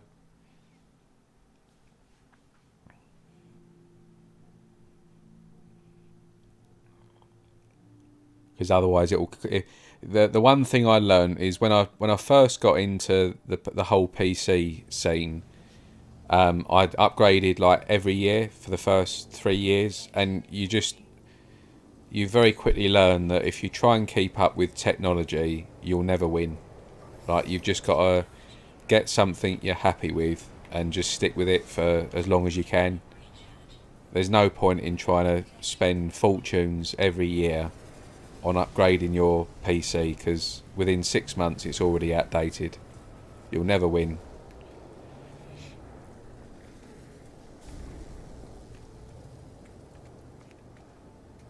Right, that's 4.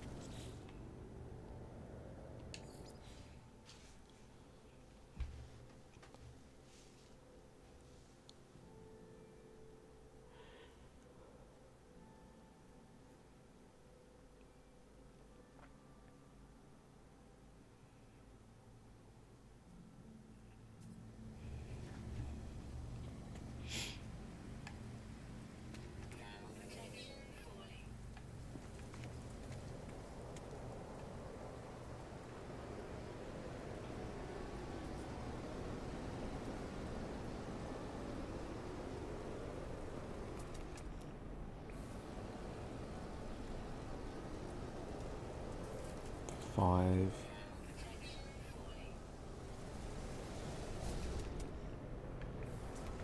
6. Right, I'm off. I'm not going to bother looking for a tool in this system.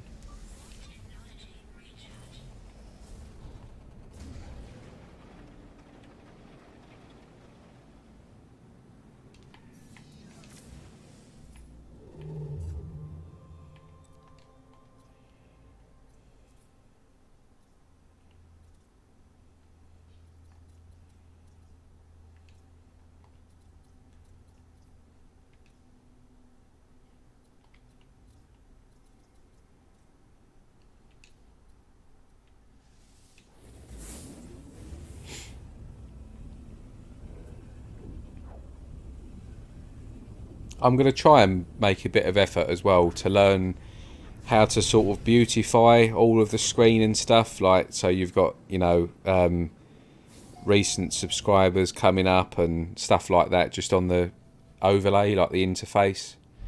But I'm not a technical person, so I just haven't got around to doing that yet, because it means watching quite a few hours of YouTube. So I might just pay someone to try and sort it out for me. I need to get some music as well in the background.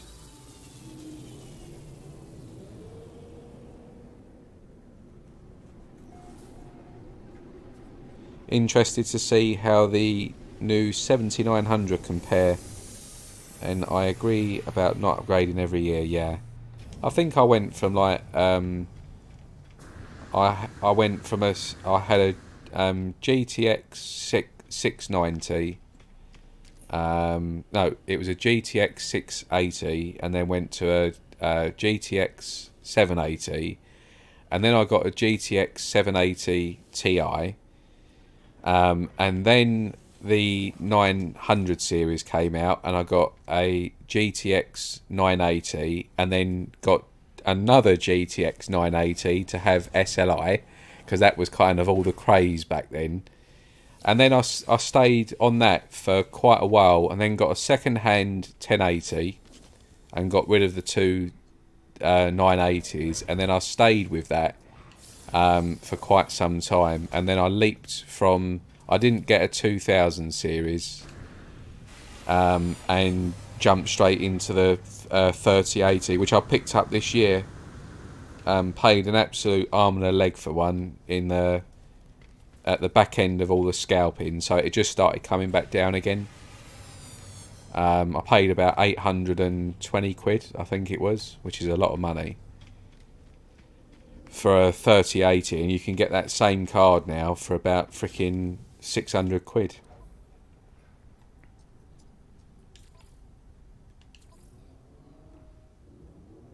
Very annoying, but this is really powerful. I mean, it was a significant upgrade from what I had, and I was running a CPU from the 900 series days, like from when I had the 980s.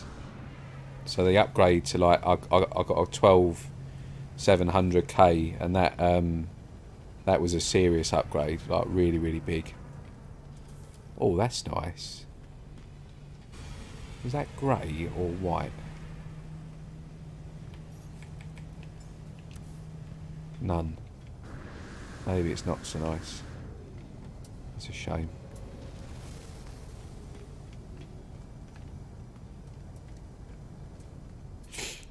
Right, I think actually I'm going to call it a day here, guys and girls. In a new, fresh system, ready to start a hunt for another new ship and potentially a new multi-tool.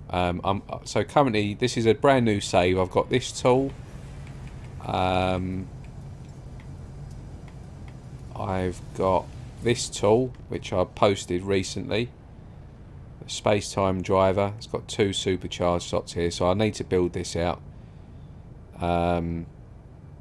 It's quite a nice one, this one. What else have I got? And I've got this one here, again another recent-ish one, aspect of the dance. So I found all these on like this new save.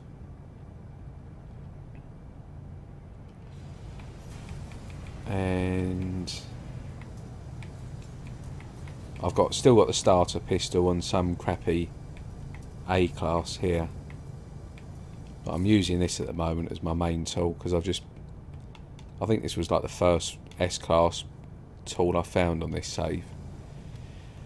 So yeah, thanks for joining everyone. Ricey, thanks for joining, mate. You just missed the stream. I've been on for a few hours just doing a bit of hunting. I found a really cool ship. In fact, I'll quickly just show you the ship. It was one of the first systems that I was in, and this is what showed up. It's possibly a keeper for some people. I think I'm going to keep it on this save.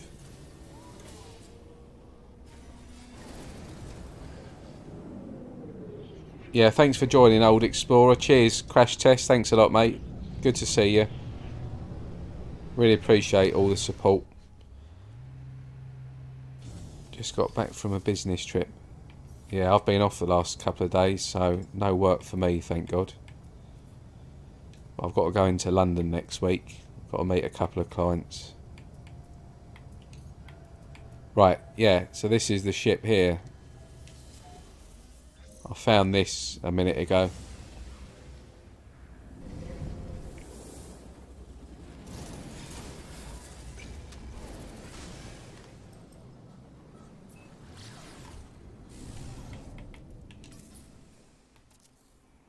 Oh, damn it. You're not going to be able to see.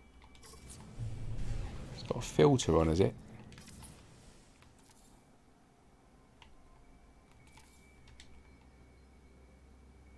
Yeah, so I found this one. Really cool.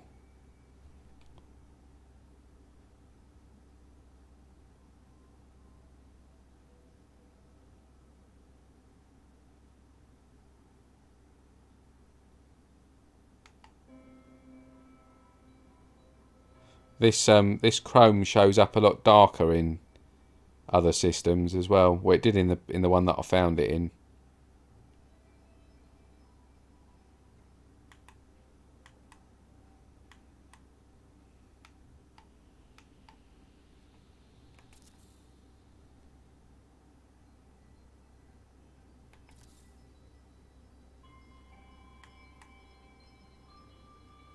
Yeah, there she is. Very nice.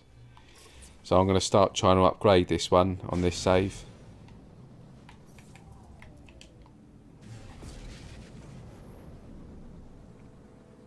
It is very shiny. See what it's like in the anomaly. It might be a bit blacker, that chrome.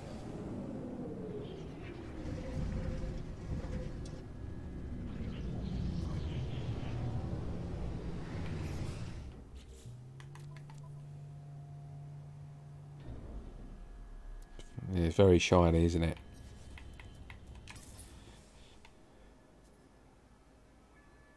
That's what I like, when it's a bit darker. Anyway, thanks for joining, everybody. Sorry you catch the stream a bit late there, Ricey. But you should go and check out Halloween Town, which is the Halloween planet that the Interstellar Index hosted their October build event on, and there are some phenomenal builds on there, like really, really special, detailed builds. Banjo's build, Shin Banjo, his build is amazing. It's called the Goblin the Something Tower of Goblin, and it is incredible. You should go and check it out. There's another one on there, Musician TT. She's the best ship hunter in the game. Objectively, some of the best finds on Reddit, just period. She's an exceptional base builder as well, and she's built this base called Nightmare, which is a like a devil horse on fire, and you should check that out. Look for a base in the system called Nightmare. It's really special. So go and check out that. Just go and check out the Interstellar Index. But anyway, I'm going to dash now. I need to get some dinner. I'm absolutely Hank Marvin. So thank you very, very much for joining, everybody. Thanks for the likes. Thanks for the comments. Thanks for engaging in chat. Thank you for the 3,000. And I'll see you all in the next couple of days.